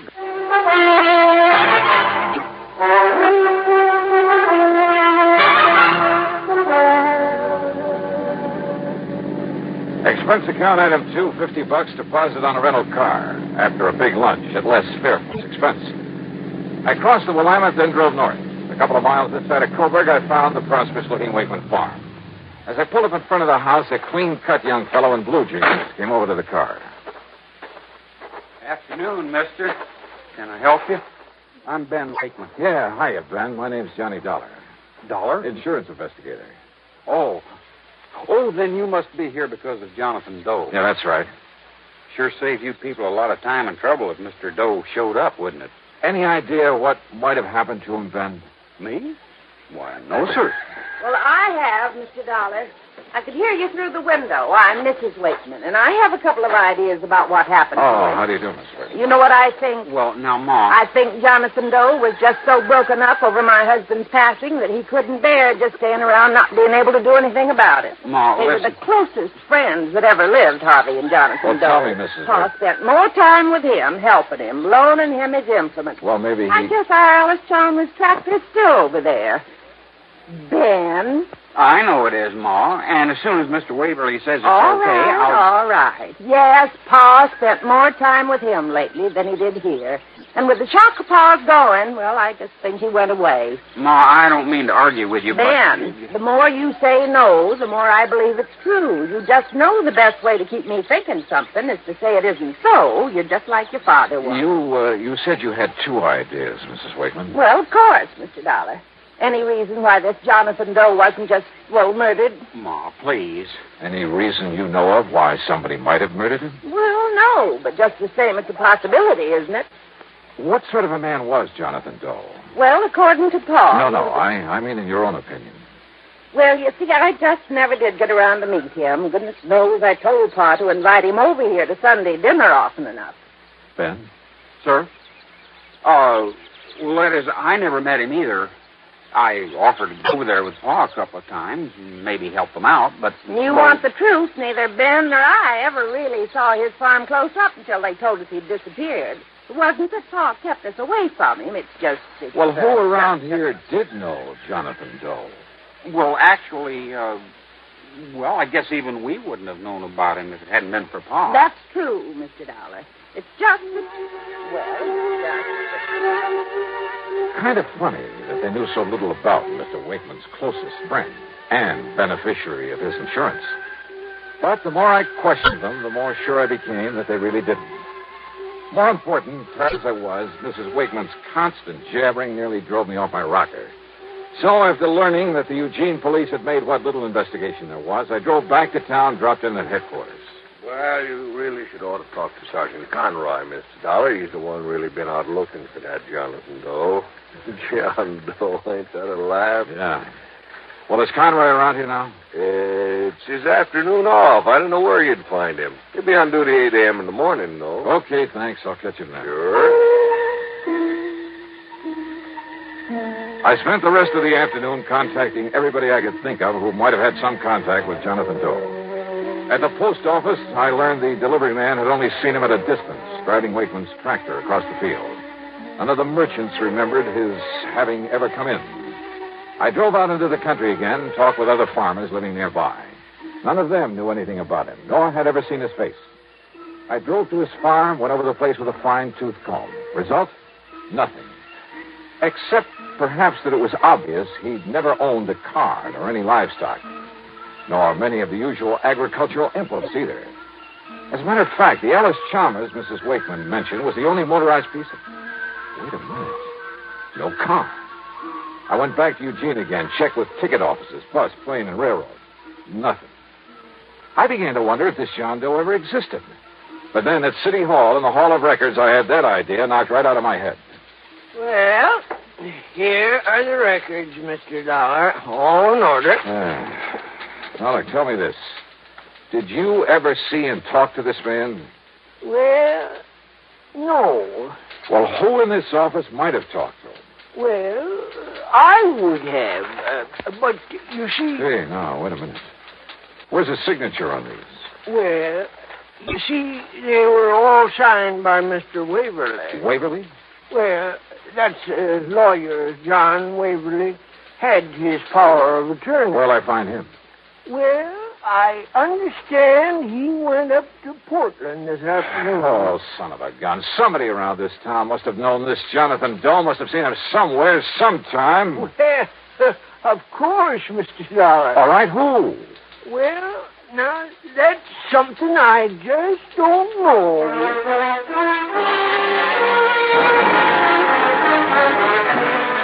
It was late, and I was beat, so I grabbed dinner in a room at the Barclay, that's item 3, 1170, and spent the next 9 hours getting some much-needed sleep. Item 4, first thing in the morning, $1.85 for breakfast. Then I barged on over to police headquarters again. Sergeant Conroy was cooperative enough, but not very helpful, if you know what I mean. Well, you've learned just about as much about Jonathan Doe in one afternoon as I have in 3 months. Yeah, but, Sergeant, it just doesn't make sense that no one, not one, around here is... Well... If only I didn't know young Ben so well. Man? You've seen him? Chip off the old block. Just as hard-working, just as honest as his father was. Well, what about him? Well, anybody else but him, I'd have locked him up first and asked the questions later. What are you talking about? Speaking of that, you ever get so many answers to questions you didn't ask as when Mrs. Wakeman started Wait a minute, yakking listen, away? Conroy. Nice enough woman, I guess. I always did feel sorry for Mr. Wakeman having that mouth of hers around all the time. Wait a minute, will you? What do you mean about young Ben? The insurance, What? Secondary beneficiary, you know. It's Ben who gets that money if Jonathan Doe never shows up? That's right. Well, at least that's... You're sure of that? Well, that's what I understood from Les Fairfoot. He's the... Yeah, I know who he is. But why he didn't tell me that? Conroy, I'll see you later. Now, look, Dollar, I told you about that boy. That boy is somebody I want to find out more about for myself.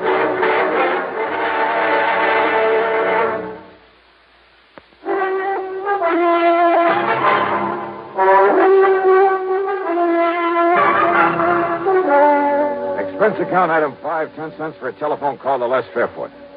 Johnny, you're not trying to tell me Ben could have killed Jonathan Doe to get that $50,000 7 years from now? Didn't he? Oh, I know that boy. I've known him for years. Or maybe he paid him off to disappear this way. When by simply staying around, he could get $50,000. Are you sure that Jonathan knew he was beneficiary of that policy? Well, I'd certainly imagine old man Wakeman would have told him so. Wakeman ever say he did?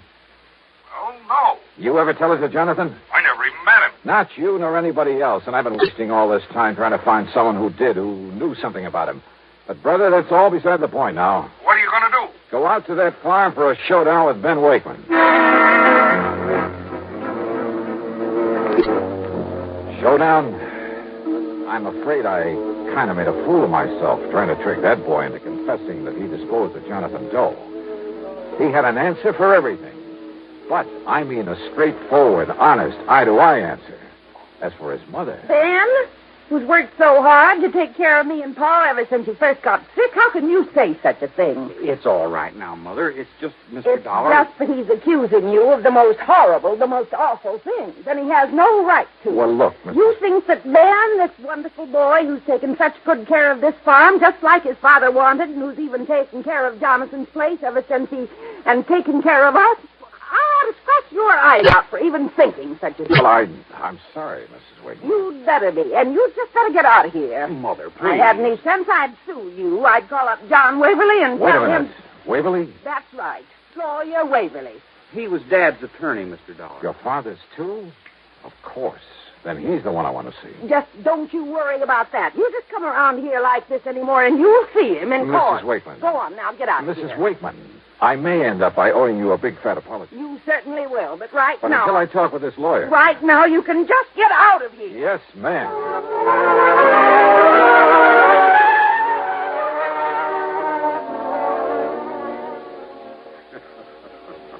Well, I can't say that you were very wise, Mr. Dollar, trying to, shall we say, cross swords with Mrs. Wakeman.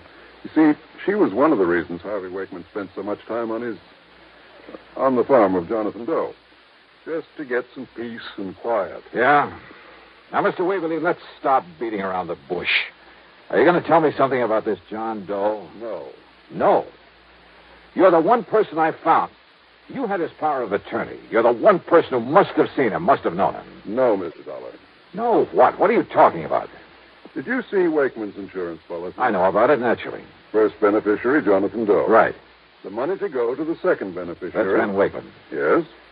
At such time as Jonathan Doe legally is presumed not to be alive. Sure, when the statute of limitations runs out at the end of 7 years. But it's kind of a screwy way to put it. I hadn't put it that way. Huh? To said until such time as Jonathan Doe legally is presumed deceased would have meant nothing.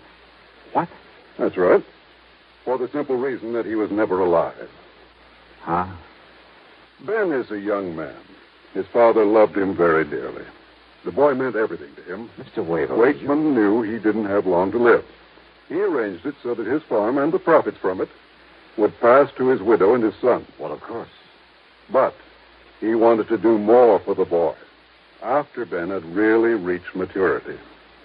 And do it, incidentally, without seeming to slight his widow. So, by inventing this Jonathan Doe, putting the other farm in Jonathan's name, all of it completely legal, by the way. I attended to that myself. It means the $50,000 can't possibly go to Ben while he's still a kid. Exactly. Nor could his widow, and she's not the most level-headed woman in the world. Nor could she possibly upset the whole plan. And the other farm? I can show you papers in my files that will turn that over to Ben when he receives the insurance. Well, I will be a monkey's. Then this Jonathan was the real McCoy. A real John Doe. In the true legal sense. The fictitious name of a completely non-existent person. But for such a sound, logical, for such a good reason, Mr. Dollar, that I... Tell me. Yeah? Don't you agree it's best if neither Ben nor his mother find out about this until, say... until about 7 years from now? Yeah. Sure.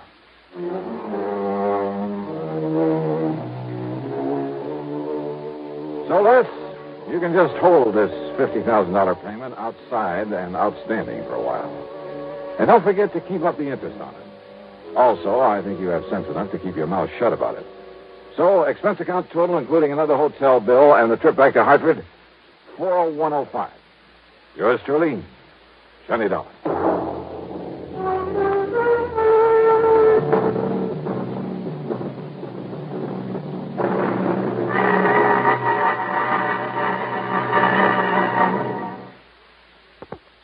Now, here is our star to tell you about next week's story. Next week, a very clever device to cover a murder.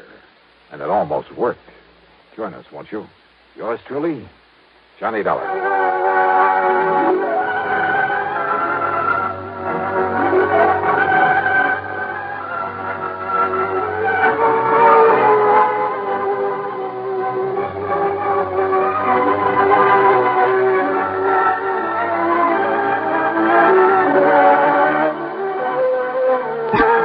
Yours truly, Johnny Dollar, starring Bob Bailey, originates in Hollywood and is written, produced, and directed by Jack Johnstone. Heard in our cast were Virginia Gregg, Lawrence Dobkin, Marvin Miller, Sam Edwards, Junius Matthews, Stacey Harris, and Bart Robinson. Be sure to join us next week, same time and station, for another exciting story of yours truly, Johnny Dollar.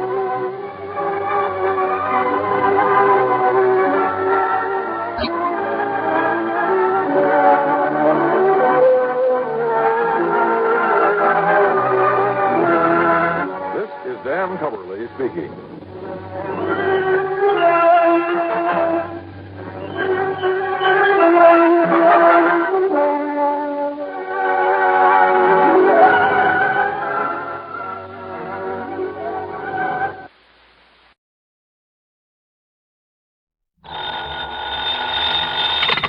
Johnny Dollar. How are you, Ralph? Well, at the moment, not too happy.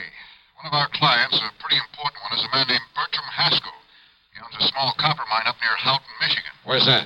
Up in the Keweenaw Peninsula, where it sticks out into the middle of Lake Superior. So what's happened to Bertram Haskell? Nothing. It's one of his colleagues, a man by the name of Oliver, Ben Oliver. Well, what's happened to him? Ben Oliver's been murdered. I see. Haskell demands that you be sent up there to find out who did it. Why? What's the matter with the police? I don't know. All I know is that he wants you up there, now, right away. Well, as long as you're going to pay the freight. Of course. Because we don't dare take a chance of losing Haskell's considerable insurance business. In other words, Johnny, it's because of Haskell rather than the small policy on Ben Oliver. Oh, he was insured too? 15,000 straight life. Who's the beneficiary? His wife, but that's beside the point. Is it? The point is to satisfy Bertram Haskell, and thereby keep his account. Okay, Ralph, I'll see what I can do for you. Johnny. Yeah? That's pretty rough country up there. So? The same thing may apply to some of the people you'll run into. Especially the killer, huh? Yeah, so be careful, Johnny. Sure.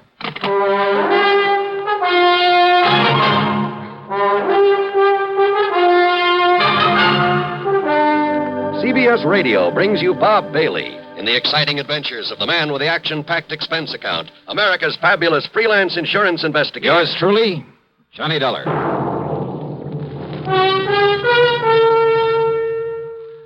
Munch, munch, munch a bunch of Fritos, corn chips. And listen, since Fritos corn chips are fresh as spring itself, well, it seemed appropriate to give you a springtime gift. So Fritos have attached a free package of flower seeds on their large bags as their salute to spring. Now, there's nothing for you to mail in. Just buy a large bag of Fritos. And there, right on the bag, is your free package of flower seeds. They're the finest seeds you could get anywhere. Genuine burpee seeds. And there are 3 varieties. Beautiful zinnias, snapdragons, or petunias. Get yours while they last. Free flower seeds on the large bags of Fritos corn chips.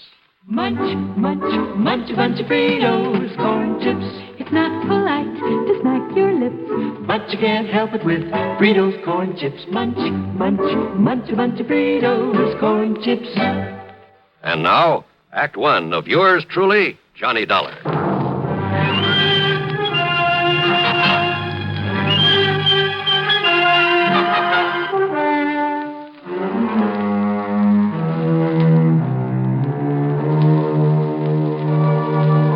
Expense account submitted by Special Investigator Johnny Dollar to the Continental Insurance Company, Chicago office. The following is an account of expenses incurred during my investigation of the Deep Down matter.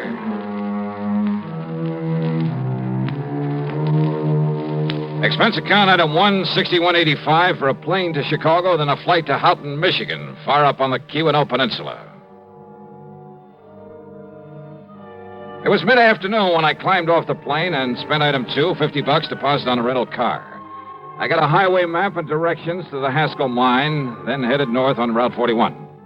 Along the way, I passed all sorts and sizes of workings, including the famous Quincy mine. It's supposed to have the largest hoist in the world. At the little town of Phoenix, I turned south and east on the side road that obviously was used for a lot of heavy trucking, and I finally arrived at the camp. I guess you'd call it that, surrounding the Haskell mine. There were 7 or 8 weather-beaten frame houses, a large barracks-like building, one fairly nice-looking brick home, a service building, tool shed, and garages. Bang in the middle of everything was a big hole in the ground. Above it, a hoist, looking somewhat like a heavy wooden oil derrick with a big wheel on top of it. A group of men stood around wearing shock helmets. As for finding the office, well, all I really had to do was follow the sound of what happened to be Mr. Haskell's booming voice. Bastard idiot. Having any respect for the dead? You try moving Mrs. Oliver out of that house of hers, and I'll break your neck. But don't you want to stand up? Don't you realize that Ben Oliver had more to do with the success of this mine than anybody else, than even I had? Well, sure, I know. Oh, get on over there and apologize to her. You need some new quarters for some of those new men. Get hold of some carpenters and build them. Now go on, get over there and apologize to her. Well, who are you? What do you want? Mr. Haskell? That's right. Well? My name is Dollar. Dollar? Johnny Dollar? That's right. Well, why didn't you say so? I'm glad you got here, Dollar. You've got to clear this thing up. See that justice is done. Now, come in. Come into the office so I can tell you what's happened around here. Yeah, sure. Believe me, I won't sleep. I won't rest until whoever... well, sit down. Thanks. Dollar, Ben Oliver and I have been working over this country together for years. Ben's brains and my money. Ben picked the spot for this mine. So I understand. Dollar, I've made and I'm still making a fortune out of it, in spite of the fact it's a small operation. And Ben Oliver? Yeah, Ben. I tried for years to make him my partner so that we could fully share in this thing. But he wouldn't have it. Pure scientist, Ben was. No real interest in money. So the best I could do was promise him a fat royalty for the rest of his life. But I never dreamed his life would come to an end so soon. What happened, Mr. Haskell? He was murdered down in the third sub-level of the mine, in a stope we discontinued working for a while because of some exploration he was doing in it. And you've no idea who or why, Mr. Haskell? If I or the police could find any possible reason for Ben's being killed, we might be able to pin it on one of them, the man who did it. You say... But as it is, we haven't even reason to lock up those men who could have done it. You say the man. Well, under the circumstances, it had to be one of the miners. One of the 6 who were on their way down the shaft in one of the ore cars. And yet... Well? I said under the circumstances. But under the circumstances, not one of those 6 could have done it without the knowledge of the others. Well, now, how do you mean that? A single, carefully aimed shot, Dollar, from some distance away, 15, 20 feet. Yeah? Struck him in the back, went directly into his heart. Just one shot, but it must have been carefully aimed. But... Well, go on. That shot was made in utter and complete darkness. Oh, now, wait a minute. I know. Impossible. Utterly impossible. But that's the way it happened.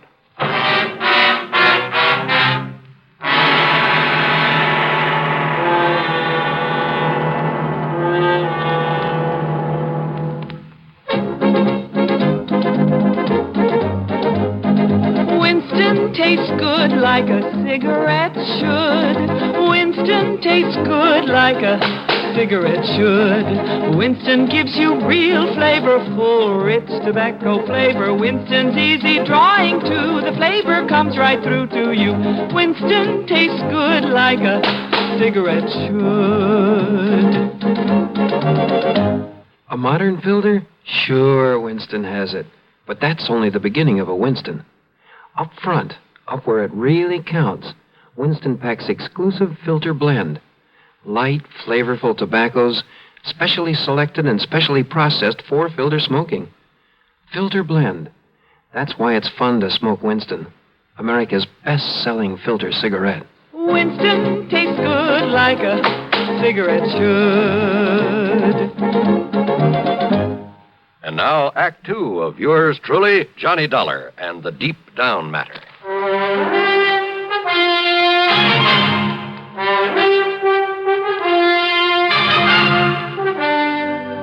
Look here, Dollar, on the wall, a diagram of the mine. You, better explain that in one-syllable words, Mr. Haskell. I'm afraid I don't know very much about a copper mine. Well, here's the main shaft where it goes down into the ground at a slight angle.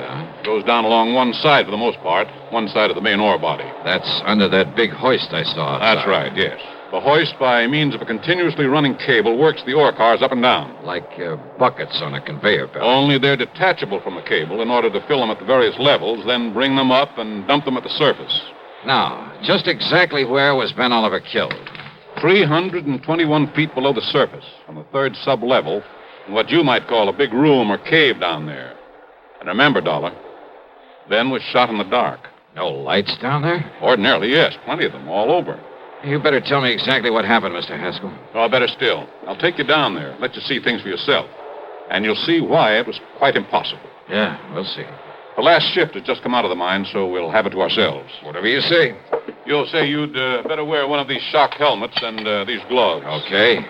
And keep your top coat on. You'll find it cold down there. Right.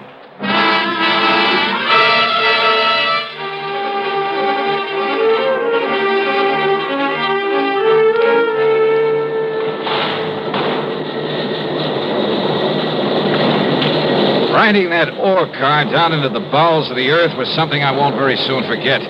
It jerked and shook and shuddered its way down the narrow tracks. The noise was deafening, and there was something eerie, something frightening about it as we plunged on downward.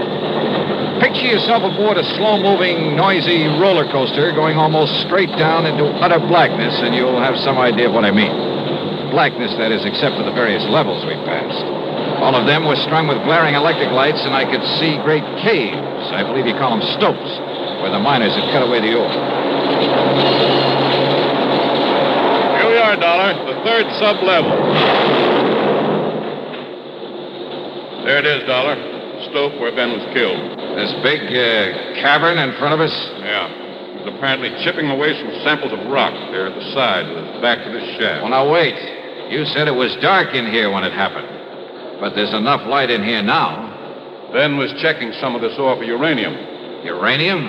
This country? We've kept it secret. That is the possibility of it. I see.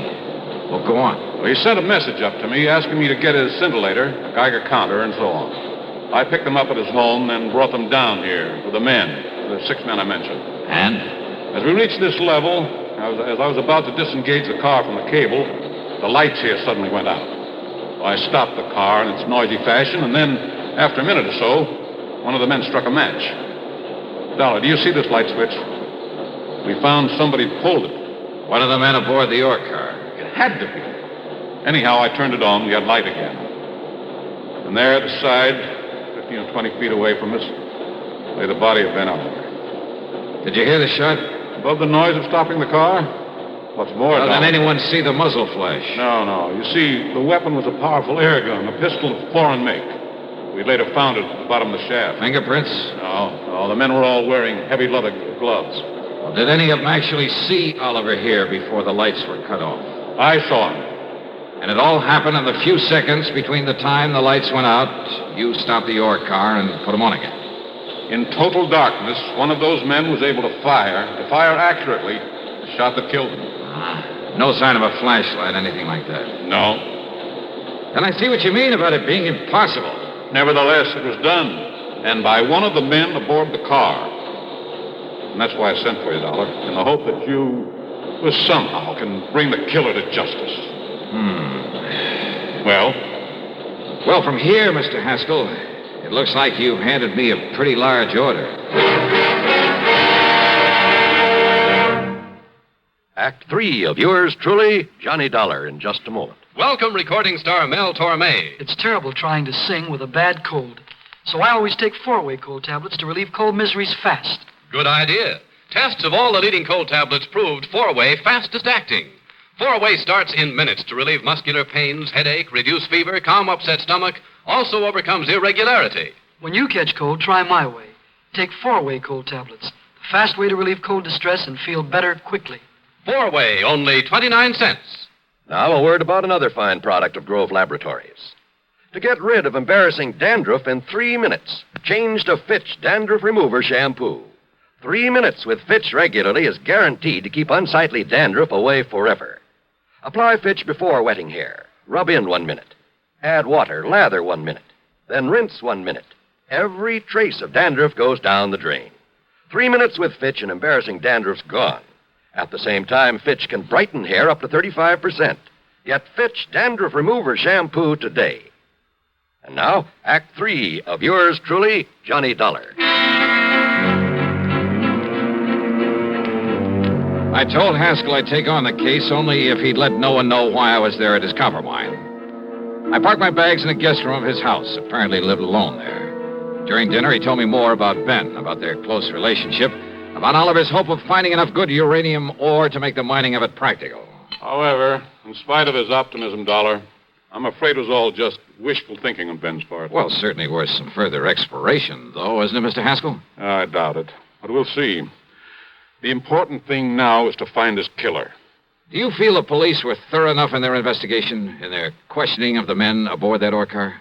Those men all swore they loved Ben. There's nobody can prove otherwise. Even I can't prove otherwise, even to myself. You say the air gun was a foreign make? Yes, that any one of them could have got hold of. There's a big foreign population in this area. So I understand. But unless the police can find out where it came from, to which of those 6 men it was sold, it's impossible, I'm afraid. And how to explain that shot in the dark that so unerringly found its mark. Yeah, I've been doing a lot of thinking about that. And maybe I've come up with a couple of ideas. Oh? Well, good. I hope so. Where are the 6 men? I told you. Beyond a general suspicion, simply because they were there, the police have had no reason to hold them. You'll find them in the bunkhouse, all of them. Then maybe I'd better have a talk with them. Oh, by all means, do. And if you're able to break one of them down... Let's, wait and see.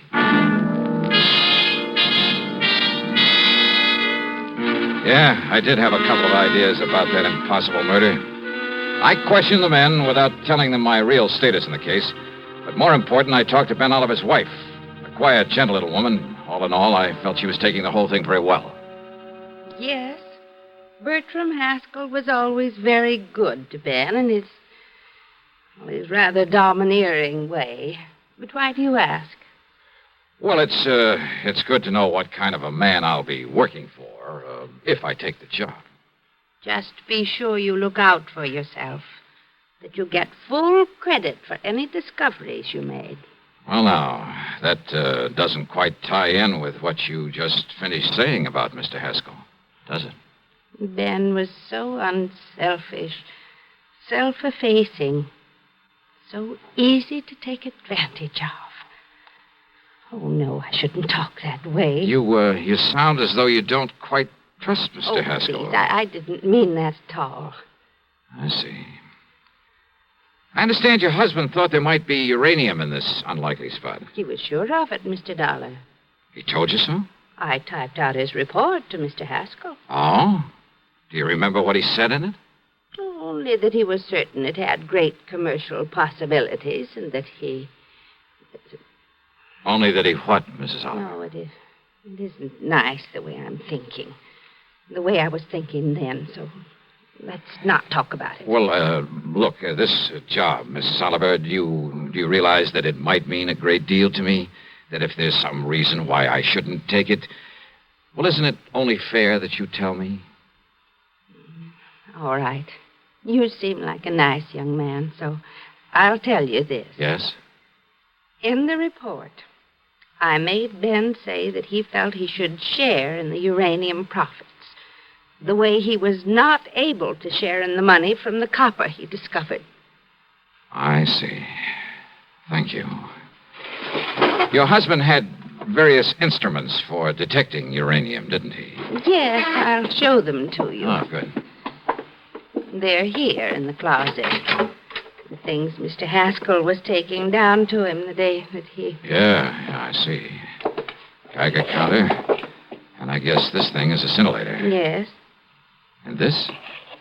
Oh, it's some kind of a special light, I think. Black light? Yes, that's what he called it. Sure. And it activates certain... And here are the shoes he was wearing. The nice warm jacket. Wait a minute. Yes? This black light. This thing is still working. And it is. Look, Mrs. Oliver. Why, yes. Isn't that strange? The glow it makes on his... What is it? Oh, Mrs. Oliver, I believe it's the solution to a murder. I borrowed the scintillator, the counter, the lamp, and I put on the jacket he'd worn that day. Put it on underneath my topcoat. I went back to Haskell's home and told him I had a theory about how one of the men aboard that ore car could have aimed so accurately in the darkness of the mine, but that I'd like to check it out down underground. He didn't quite understand what it was all about, but he agreed to go down there with me again. Anything, he said, to help find the killer of his old friend. Pull the light switch, Dollar? Yeah, that's right.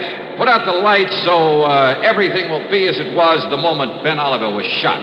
Whatever you say. You set down this detecting equipment for a moment. Sure. Now, off with the lights, huh? Very well. Now, look, I'm going to feel my way to the spot where Oliver was working. And it should be right about here. Well? I'm taking off my top coat, Mr. Haskell. Oh, fine. Because under it, I put on the jacket that Ben was wearing when he was killed. I see. Now, in a second or two, I'll turn around so the back of this jacket will be facing you, so that you can see it. See it? How? You'll see the spot in the middle of the back that was dusted with some radioactive material. By you. What are you talking about? Yeah, so that you could see it with the help of that black light. And I'm sure you have it in your hand by now. Have you turned it on, Haskell? Yes, it's on. And I'm sure you can see the target on the back of this coat. The same as you could see it in the dark the day Ben Oliver was killed. Can't you? Can't you, Haskell? Yes. A perfect target for you. That's right. Dollar.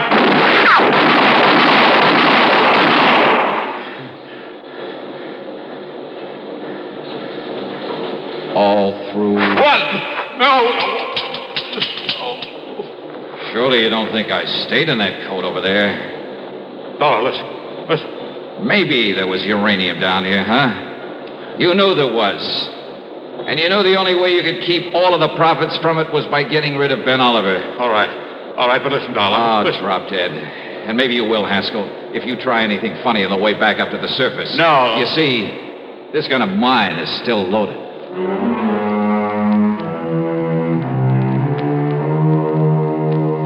An almost perfect crime. And he was so sure of it, he'd called me in to back up his story of loyalty to Ben Oliver, so that no one would ever question his taking over the uranium Ben had found. Expense account total, including transportation back home, $131.50. Yours truly, Johnny Dollar.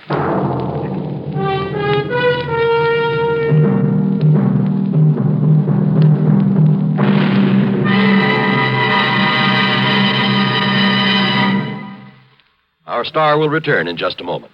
Constipation can be a problem for anyone, even doctors. And when constipation occurs, it's interesting to see just what doctors consider important about a laxative they might use or recommend. Well, a majority of the doctors we heard from had this to say. A laxative should be effective, gentle, close to natural acting. A medicine that can be used with complete confidence.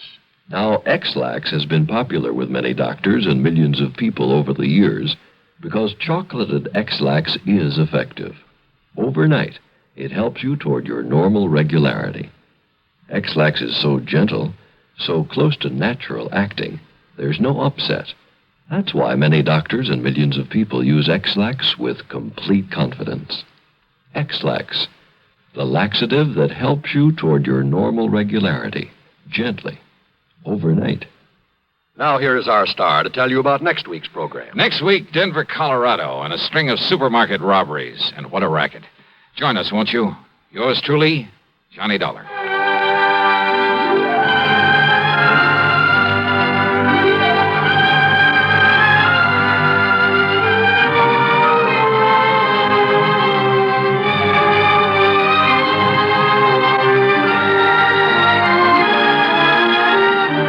Yours truly, Johnny Dollar, starring Bob Bailey, originates in Hollywood and is written, produced, and directed by Jack Johnstone. Heard in our cast were Virginia Gregg, John Stevenson, and Will Wright. Be sure to join us next week, same time and station, for another exciting story of yours truly, Johnny Dollar.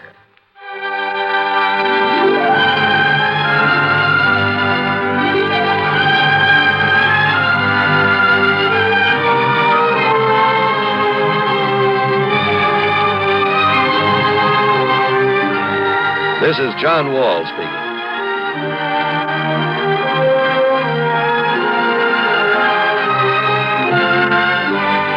Coming next, another tale calculated to keep you in suspense on the CBS Radio Network. Let's take a walk around the block. A wonderful idea. An old-fashioned walk, arm in arm with your sweetie. But first, you buy the right car to pick up your best gal. You drive her in style to the right spot for your stroll. Art Neat of Armory Garage says, drive right to Armory Garage. Armory, the home of tested used cars and 101 time payment plans, has the lowest prices ever right now. They're Armory's special low winter prices, and Art Neat tells you why. Frankly, we'd like to sell you a tested used car right now, before the big spring rush. Pick from the largest stock in Armory's history. Drive it now. Enjoy it now with no down payment to pay. You don't start paying till May and take up to 36 months. Well, no wonder everybody says if you can't deal with Armory, you just can't deal. Don't make a date for your old-fashioned walk till you make a date with Armory Garage for a tested used car. Central and Colvin Avenue, Albany. WROW, Albany, New York.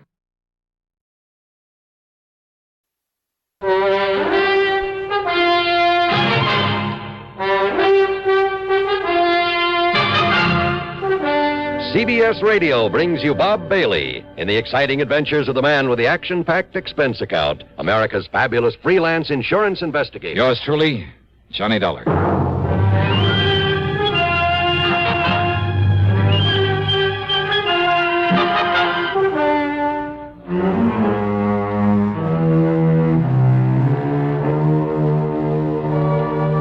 Expense account submitted by Special Investigator Johnny Dollar to the Mono Guarantee Insurance Company, Little Rock office. The following is an account of expenses incurred during my investigation of the double deal matter.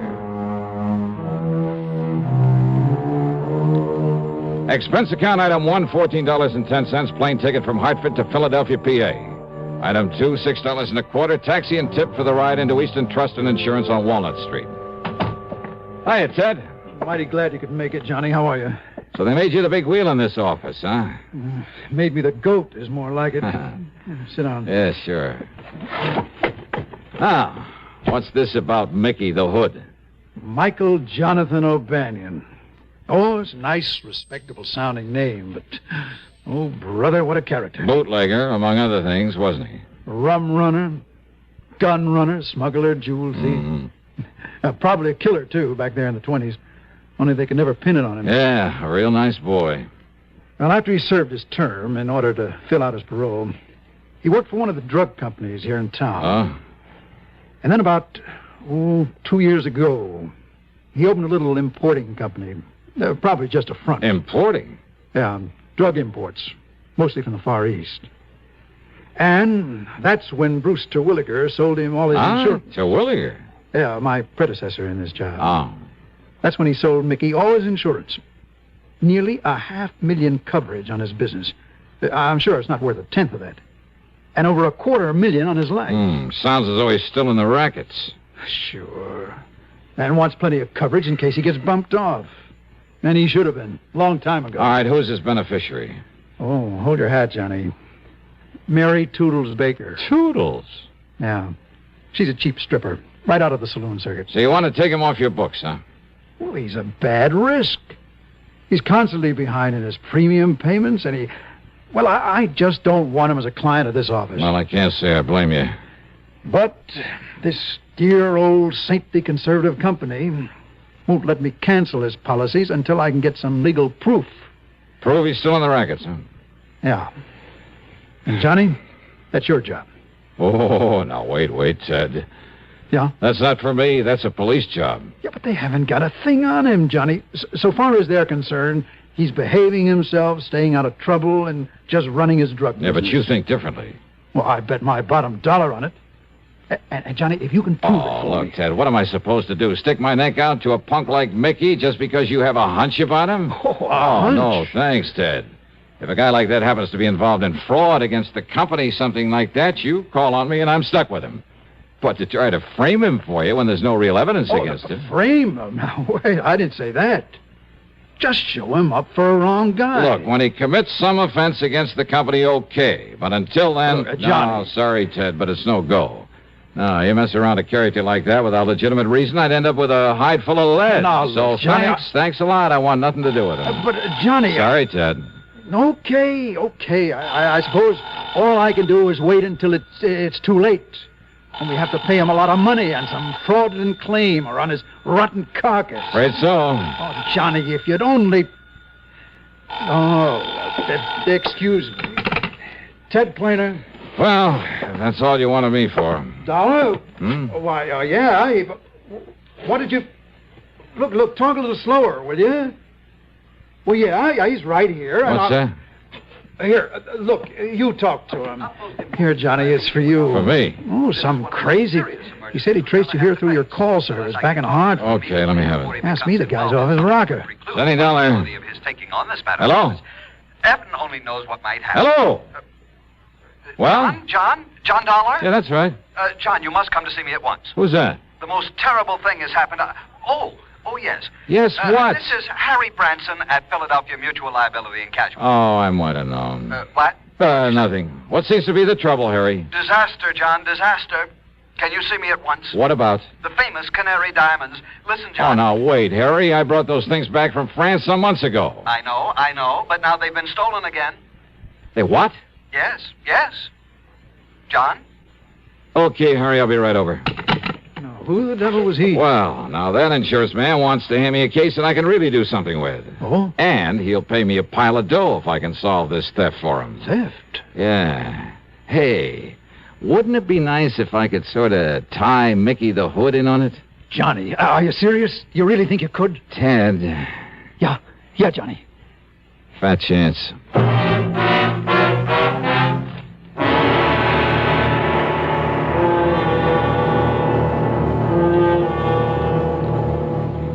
Act two of yours truly, Johnny Dollar, in a moment. Have a commander, welcome aboard. Have a commander, welcome aboard. The cleaner the tobacco, the better it tastes. Have a commander and see. The cleaner the tobacco, the better it tastes. And in Commander, the tobacco is vacuum cleaned. Have a commander, welcome aboard. Treat yourself to a pack of new king-size Philip Morris Commanders, made on a new machine, the Mark 8, that takes rich, full-flavored Philip Morris tobacco and gently vacuum cleans it. And the cleaner the tobacco, the better it tastes. Yes, the cleaner the tobacco, the better it tastes. Noticeably better. Have a commander, welcome aboard. And now, Act two of yours truly, Johnny Dollar, and the double deal matter.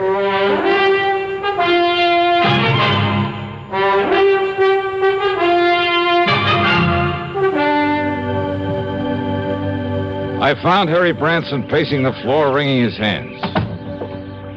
John, thank heaven. So the Canary Diamonds have been stolen again. Terrible, terrible. But I thought they were insured by They you. got so much publicity when you recovered them from that smuggler over in France that one of our important clients, Mrs. Arthur Pierpont Galloway, just had to have them. So she bought them and then insured them with us. How much, Harry? $515,000. Wowee. She received a phone call that one of the national magazines wanted pictures of them there at her home. The call was a phony? She thought her chauffeur and butler would be protection enough, but when the man came, well, he tricked her into being alone with him, and, well, he just walked off with the diamonds. Well, they must have a description of him. Of course they have, but a rather confusing one. They were all so excited. So, what about the police? Oh, dear, the police have showed Mrs. Galloway and the chauffeur and the butler so many pictures of criminals. They just don't know which is which. Oh, fine. But the police seem to think if they have some ideas about who this terrible thief might be. What about fingerprints, that sort of thing? Oh, he was far too clever for anything like that. I suppose so. Hey, I wonder if the chauffeur or the butler could be in cahoots with this man. Absolutely not. Well, you sound pretty sure of that. I know both of them myself, have known them for years, ever since they went with Mrs. Galloway, and I'm certain they are absolutely honest. After all, John, I am an excellent judge of character. Oh, yeah, I'm sure of that. Now, who's in charge of this case at headquarters? At Central Headquarters, Lieutenant Bernard Barry. Bernie Barry? Sure, I know him well. Now, here, I'll give you Mrs. Galloway's address. Don't bother, Harry, not yet. Oh? John, you mean you might have some idea who might have done this? Not the least. But unless you see and talk with her... But as long as the police have some ideas, why don't I see them first? Oh. Yeah, I'll give it a fling, Harry. Give it a fling? Sure, as long as I'm already here in Philly. John, how can... Don't you $515,000. Yeah, that's a lot of dough. Then how can you be so casual? You don't even seem to be really interested. John, think of what your commission will be if you effect a recovery. Do you think I'm thinking of anything else?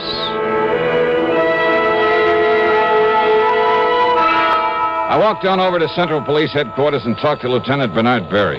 You asked me, Dollar, that thief had concealed his identity pretty well. Oh, what do you mean, Bernie? Well, according to their descriptions, he must have been wearing enough makeup for a whole chorus line. But why Mrs. Galloway and her servants didn't realize that right in the beginning and throw him out, I'll never know. That's why they couldn't pick him out of the mug file, huh? Except for one thing the chauffeur noticed about him. What was that? He'd apparently tried to cover a scar on his face. Oh? From the outer edge of his left eye down his cheek. Wait a minute. Yeah? Maybe 5 feet 8 or 9. Very heavy. Say a couple of 100 pounds. Yeah, darling, I'm way ahead of you. And say about 51 or 2 years old. Well, with all that makeup, it was hard to tell. But black hair, bushy eyebrows, maybe? We'd powdered his hair to make it look gray. We found traces of the powder. But Mickey the Hood. Mickey O'Banion. So we've had a tail on him every minute since the robbery was reported. And? Nothing, darling. Nothing at all. And, of course, he had an airtight alibi. Oh, sure he would have. And, of course, so would any other crook smart enough to pull a job like that. Just the same, Bernie. But until we can trip him up, or, more important, find out how he'll try to dispose of those stones. I know how to get him out of the country. Hey, but wait, his drug importing business. Yeah, importing, darling, not exporting. But he must ship stuff around in this country. And any shipments he makes will be gone over with a fine-tooth comb. Unknown to him, of course. Yeah? What do you mean by that? Well, if he did take these stones, he'll know everything you're doing. Maybe. You're thinking, of course, about how they were gotten out of the country before, in those cases of canned goods you found in Paris. Yes. I'm also thinking how impossible it would be to dispose of them here in the U.S. Even broken down? Taken out of the settings? Oh, look, Bernie, the distinctive color of the canary diamonds, all of them perfectly matched. That color's so unique that, well, he'd have to get them abroad. But where and how? Dollar, all we can do is keep an eye on him. Of course, keep an eye open for anyone else who might have stolen them. Well, Bernie, I'll concentrate on him. Well, what'll you do? I mean, that we're not already doing. Well? Bernie, I haven't the least idea. Oh, sure. Maybe someone else had taken those stones. But I've played my hunches before, and somehow they've usually paid off. And sure, if Mickey did steal them, why, maybe he was smart enough to simply sit tight for a while until things cooled down. I looked up the address in a phone book, then spent item 3, $1 even for a cab to a small building on South 23rd Street marked O'Banion Drug Imports. It was a small kind of store building with a combination office and sales room in the front. Much to my surprise, there was only one person there. That's right, Michael J. O'Banion. Well, sir, my name is Russell. Peter Russell. Mr. Russell? Yes, sir, I own a small chain of drugstores in the South. And we get a lot of calls for anything unusual down there. Our customers seem to go for unusual, exotic-type drugs and medicines. Oh, so I understand. So when I saw your ad in the Yellow Pages, I thought I might take a look at your stock. Oh, fine. Everything we catalog is right here on these display shelves. All right, sir. Yeah, pick out whatever items you like. I'll be glad to ship them to you. Everything from dried seahorses and kelp, the Oriental people go over those things, to rare items like oil of rhodium, lovage, musk. Yes, sir. I see y'all import a lot of things from China, Japan. Well, I have contacts in Hong Kong and Kowloon that furnish me with many unusual items. Excuse me, Mr. O'Banion. Yes, I'll be with you in a moment, madam. Mrs. Peterson. Yes, that's that right. Yeah, we met at the travel office, and you promised me some Yes, of the... of course, Mrs. Peterson. I have the bottle of nerve pills I promised you right here. Oh, I'm so glad.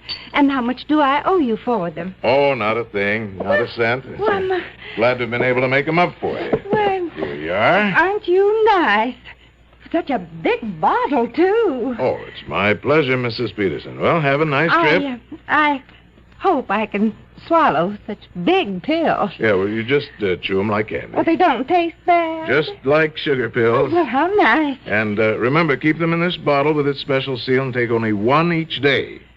Goodbye. My goodness, there's so many of them. Yes, I'm sure they'll... You're so nice to have gotten them for me. Yes, that's perfectly all right, I'm just sure I'll have no nerves at all on this Yes, tour. well, that's good. Now, if you'll just excuse... I'll tell you. I'll send you a postcard when we get to Hong Kong and let you know Well, how that's they not work. necessary at all. And goodbye, Mrs. Peterson. Well, I certainly thank you. Well, it's my pleasure. Goodbye. Well, now we can get back to business. Are you always so nice to your customers, O'Banion? Just a minute. Yeah? Forgot your phony accent, didn't you? My, That phony... voice. I'd know that voice anywhere from the radio. The radio? Johnny Dollar. So? I should have known it when you talked about a non-existent ad in the yellow page. So I pulled a boo-boo. Listen, Dollar. If the police sent you around here, if you think I had anything to do with those canary diamonds... Well... Neither you nor anybody else can prove it. So, Dollar, if you know what's good for you... Oh, now that's a corny line. If you want to stay alive, just leave me alone. Make this Thanksgiving something special. How? By taking lots and lots of pictures. Just think of all the wonderful moments you can capture forever. Mom in the kitchen making dressing. That big moment when Dad starts slicing the turkey. The look on the kids' faces when they select their pie. Dad snoozing in his favorite chair after dinner. Yes, pictures are the best way to make those moments last forever. But only with Flash can you capture all the fun and color of those moments at their best. Anytime, anywhere. That's why now, today, you should pick up a pack of Sylvania Blue Dot Flash bulbs, the world's largest selling brand. Sylvania Blue Dots work with any film, with any camera, and you can always be sure they'll work. Simply look at the little blue dot. Sylvania puts it there as your assurance that it will fire. If by some rare chance it has turned pink, then return the bulb to your dealer. He'll make good on it. But hurry, Thanksgiving is this Thursday. Get your Sylvania Blue Dot Flash bulbs today. And now, Act 3 of yours truly, Johnny Dollar. There in Mickey O'Banion's phony import office, things began to add up. Before he recognized me, he'd said something about contacts in Hong Kong and Kowloon, great smuggling country. And the little old lady, Mrs. Peterson, to whom he'd given the nerve pills, she said she'd met him in a travel office. Was he making arrangements for a trip out of the country? Yeah, another thing, that bottle of pills. He'd made them up, he said. Big pills, remember that. Take only one of them a day, he told her. Well, by the time she got to Hong Kong, she could only use a few of them off the top of that bottle that must have held a couple of hundred of them. And once in Hong Kong, one of his contacts? Or would he himself be there by then? Yeah, but I needed proof. And I certainly couldn't trick an old hand like Mickey into a confession. Far from it. You think I don't know the cops are watching me every minute, going through every package I try to ship out of here? All right, now listen, Mickey. Do you think I'd be fool enough to touch those stones in the first place? Fool enough or smart enough? Oh, I'm smart enough, darling. Don't you forget it. And until you can show some kind of proof I know anything about it. Okay, Well, now go on, get out of here. And you stay away from me before I... Before you what? All right, go on, get out. Sure. Why not?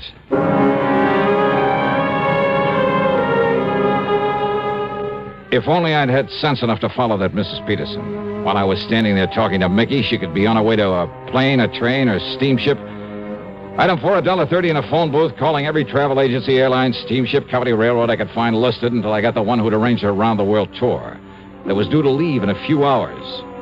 Better still, they told me she'd been staying at the Bellevue Stratford. Item 5 is $1.25 taxi fare to the Bellevue. Just a minute, bellboy. Well, Mrs. Just a minute. All packed now, bellboy, and you... Oh. Mrs. Peterson. Why, you're the young man I saw a little while ago. I want that bottle of pills you got from Mr. O'Banion. Now, look here. Where are they? I'm a very nervous woman. All right, my name is Dollar, special investigator. Investigator? That's right. That's like a detective. That's right. Now, please, those nerve pills. I haven't done anything wrong. You will if I don't stop you. What? No, you're a robber, a burglar or something. Oh, look, and listen to me, I'm will you, so please? Nervous. Then why don't you take one of those pills? Yeah, go ahead. Yes.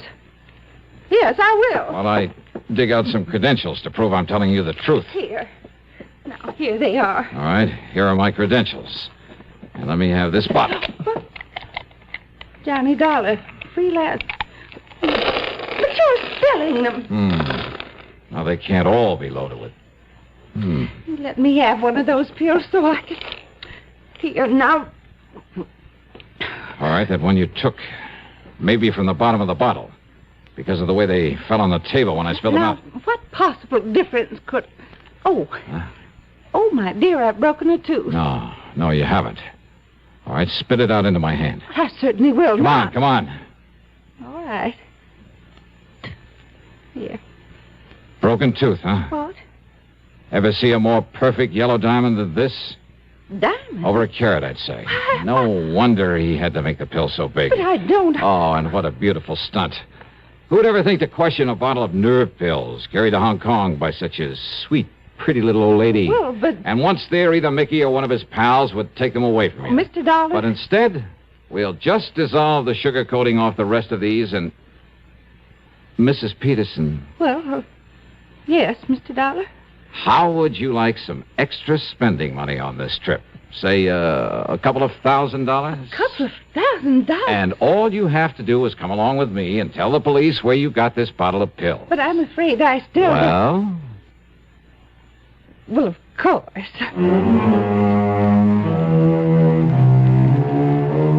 Proof. That was all Lieutenant Berry needed. The Canary Diamonds are home again. And that'll save Philly Mutual from having to pay off a big claim.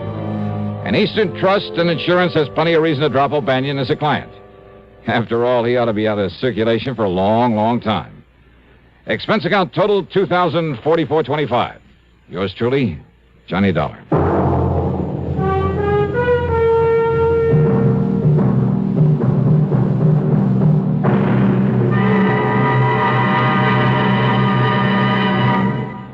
Our star will return in just a moment. Constipation is something people don't talk about much, but it can be a problem for anyone, even doctors. And when constipation occurs, it's interesting to see just what doctors consider important about a laxative they might use or recommend. Well, a majority of the doctors we heard from had this to say. A laxative should be effective, gentle, close to natural acting. A medicine that can be used with complete confidence. Now, X-Lax has been popular with many doctors and millions of people over the years because pleasant-tasting chocolated X-Lax is effective.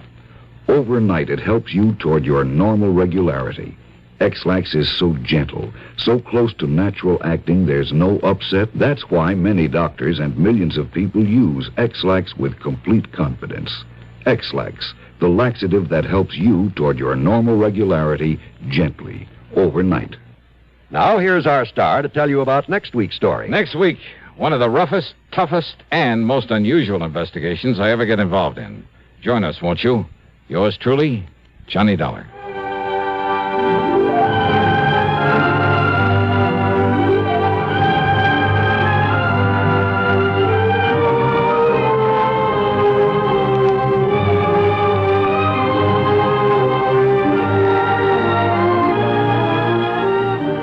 Yours truly, Johnny Dollar, starring Bob Bailey, originates in Hollywood and is written, produced, and directed by Jack Johnstone. Heard in our cast were Virginia Gregg, Chet Stratton, Harry Bartell, Barney Phillips, and Paul Frees. Be sure to join us next week, same time and station, for another exciting story of yours truly, Johnny Dollar.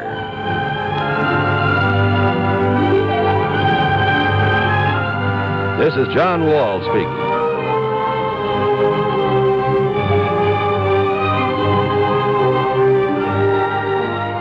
Stay tuned now for another tale well calculated to keep you in suspense. This is the CBS Radio Network. You're tuned to Radio 590 WROW in Albany, New York.